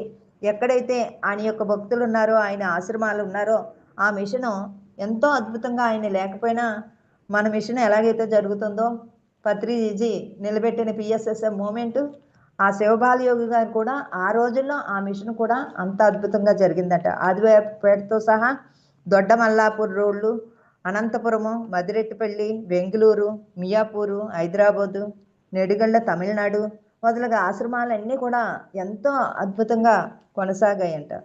అవి దినదిన ప్రవర్ధమానం అవుతున్నవి. అన్ని ఆశ్రమముల్లో అన్నదానము, భజన కార్యక్రమాలు తప్పనిసరిగా అందరూ చేస్తున్నారు. స్వామివారి ధ్యాన దీక్ష ఇవ్వబడుతుంది. కొంతమంది ఆయనతో పాటు ఆయన చైతన్యంతో వాళ్ళు కూడా ధ్యాన దీక్షను ఇస్తున్నారట. ఇంకా బెంగళూరు బన్నేరుగట్ట స్వామీజీ ఆశ్రమంలో స్వామీజీ తల్లిగారైన పార్వతమ్మ గారికి సమాధి మీద విగ్రహ ప్రతిష్టను కూడా జరిగింది అప్పట్లో. ఇక ధర్మవరం, ఢిల్లీ, ఝాన్సీ మొదలైన కొన్ని చోట్ల స్వామీజీ ఆశ్రమాలు స్థాపించడం జరిగింది. ఇవన్నీ కూడా అద్భుతంగా, ఆయన లేకపోయినా ఆయన యొక్క చైతన్యంతో ఆ ఆశ్రమాలన్నీ కూడా ఎంతో అద్భుతంగా జరిపించడం జరుగుతుంది. ఆయన ఆఖరి శ్వాస వదిలిపెట్టేటప్పుడు కూడా కళ్ళు, ఆ నేత్రాలు కూడా మూసుకుపోలేదటండి. ఇలాగే కూర్చున్నారట ఆయన సమాధిలో. అదిగో కనిపించిందా ఆ చెయ్య? ఎప్పుడు 2 చేతులు వేళ్ళల్లో వేలు పెట్టుకున్న వలన ఆ వేళ్ళు అలా ఉండిపోయినాయట. అలాగే ఆశీర్వదించారంట. అవి మాత్రం రావడం జరగలేదనమాట. ఆయనకి విగ్రహం అండి. ఇప్పుడు ఈ విగ్రహం ఉందంట అక్కడ ఆ మందిరంలో, ఆయనకి విగ్రహం. ఈ విధంగా మరి తపస్వి శ్రీ శ్రీ బాలయోగి మహారాజ్ గారి యొక్క జీవిత చరిత్రని అద్భుతంగా, ఆయన సమాధి అయ్యే వరకు కూడా ఈ విశేషాలు చక్కగా మనం తెలుసుకున్నాము. ఆ ధ్యాన పద్ధతులు కూడా తెలుసుకున్నాము. కుండలిని శక్తి యాక్టివేషన్ ఎలా జరుగుతుందో ఎంతో విశేషంగా చెప్పే భాగ్యాన్ని నాకు కలిగించారు. ఎందుకంటే మా జూమ్లో చెప్పుకుంటే రికార్డ్ చేసి యూట్యూబ్కి పంపించడం మాకు తెలీదు. కానీ ఈ యొక్క జ్ఞానము ప్రపంచం అందరికీ కూడా ఈ స్వామీజీ గురించి తెలియాలని మీకు చెప్పిన వెంటనే ఎంత బాగా కనెక్ట్ అయిపోయారంటే, ఇలాంటి మీ ద్వారానే ప్రపంచానికి అందుతుంది అని నేను అనుకునే. అందుకనే శక్తికి పెంచుకుంటే మన మాటకి శక్తి పెరుగుతుంది. అది సత్యంగా జరిగి తీరుతుంది. ఈ మధ్యన అనుకున్నవన్నీ నేను అనుకుంటున్నాను మనసులో, అది అమలైపోతుందండి ఎవరో మహానుభావుల ద్వారా. అంటే ఈ చైతన్యం అందరము ఒక్కటే కదా. ఆ ఒక్కటే గురించే ఈ విధంగా పరమ గురువులు జరిపించుకుంటున్నారు. Thank you madam, thank you for you. మీకోసం వారు అందించిన మరి ఈ అవకాశాన్ని, ఈ భాగ్యాన్ని నాకు కల్పించిన సరిత మేడం, కుటుంబ సభ్యులందరికీ కూడా హృదయపూర్వకమైన ధన్యవాదాలండి. ఓం అసతోమా సద్గమయ తమసోమా జ్యోతిర్గమయ మృచ్చోర్మామృతంగమయ. ఓం శాంతి శాంతి శాంతి. ఓం స్వస్తి ప్రజాభ్యః పరిపాలయంతాం న్యాయేన మార్గేణ మహిం మహిషాః. గోబ్రాహ్మణేభ్యः శుభమస్తు నిత్యం. సమస్తలోకాః సుఖినో భవంతు. సమస్తలోకాః సుఖినో భవంతు. సమస్తలోకాః సుఖినో భవంతు. ఓం శాంతి శాంతి శాంతి. Thank you masters, thank you అండి. మరి ఈ యూట్యూబ్లో చూస్తున్న వారికి, ఈ జూమ్ సెక్షన్లో డైరెక్ట్గా ఉన్న వాళ్ళకి అందరికీ కూడా హృదయపూర్వకమైన ధన్యవాదాలు. Thank you madam, thank you so much madam. For you మీకోసం మన ఛానల్కి వచ్చి ఎంతో గొప్ప ఆత్మజ్ఞానం అందించారు madam. Thank you madam, thank you so much madam. Masters ప్రతినిత్యం మనం ఎరుకతోటి ధ్యానం, స్వాధ్యాయం, సజ్జన సాంగత్యం చేద్దాం, మన అందరి చేత చేద్దాం మాస్టర్స్. మాస్టర్స్ వైజాగ్కి మెగా పిరమిడ్ రావాలని పరమ గురువుల కోరిక, పత్రి గారి కోరిక, పత్రి మేడం కోరిక. మనం అందరం సంకల్ప ధ్యానం చేసి వైజాగ్కి మెగా పిరమిడ్ వచ్చేలా చేద్దాం masters. Thank you masters, thank you, thank you.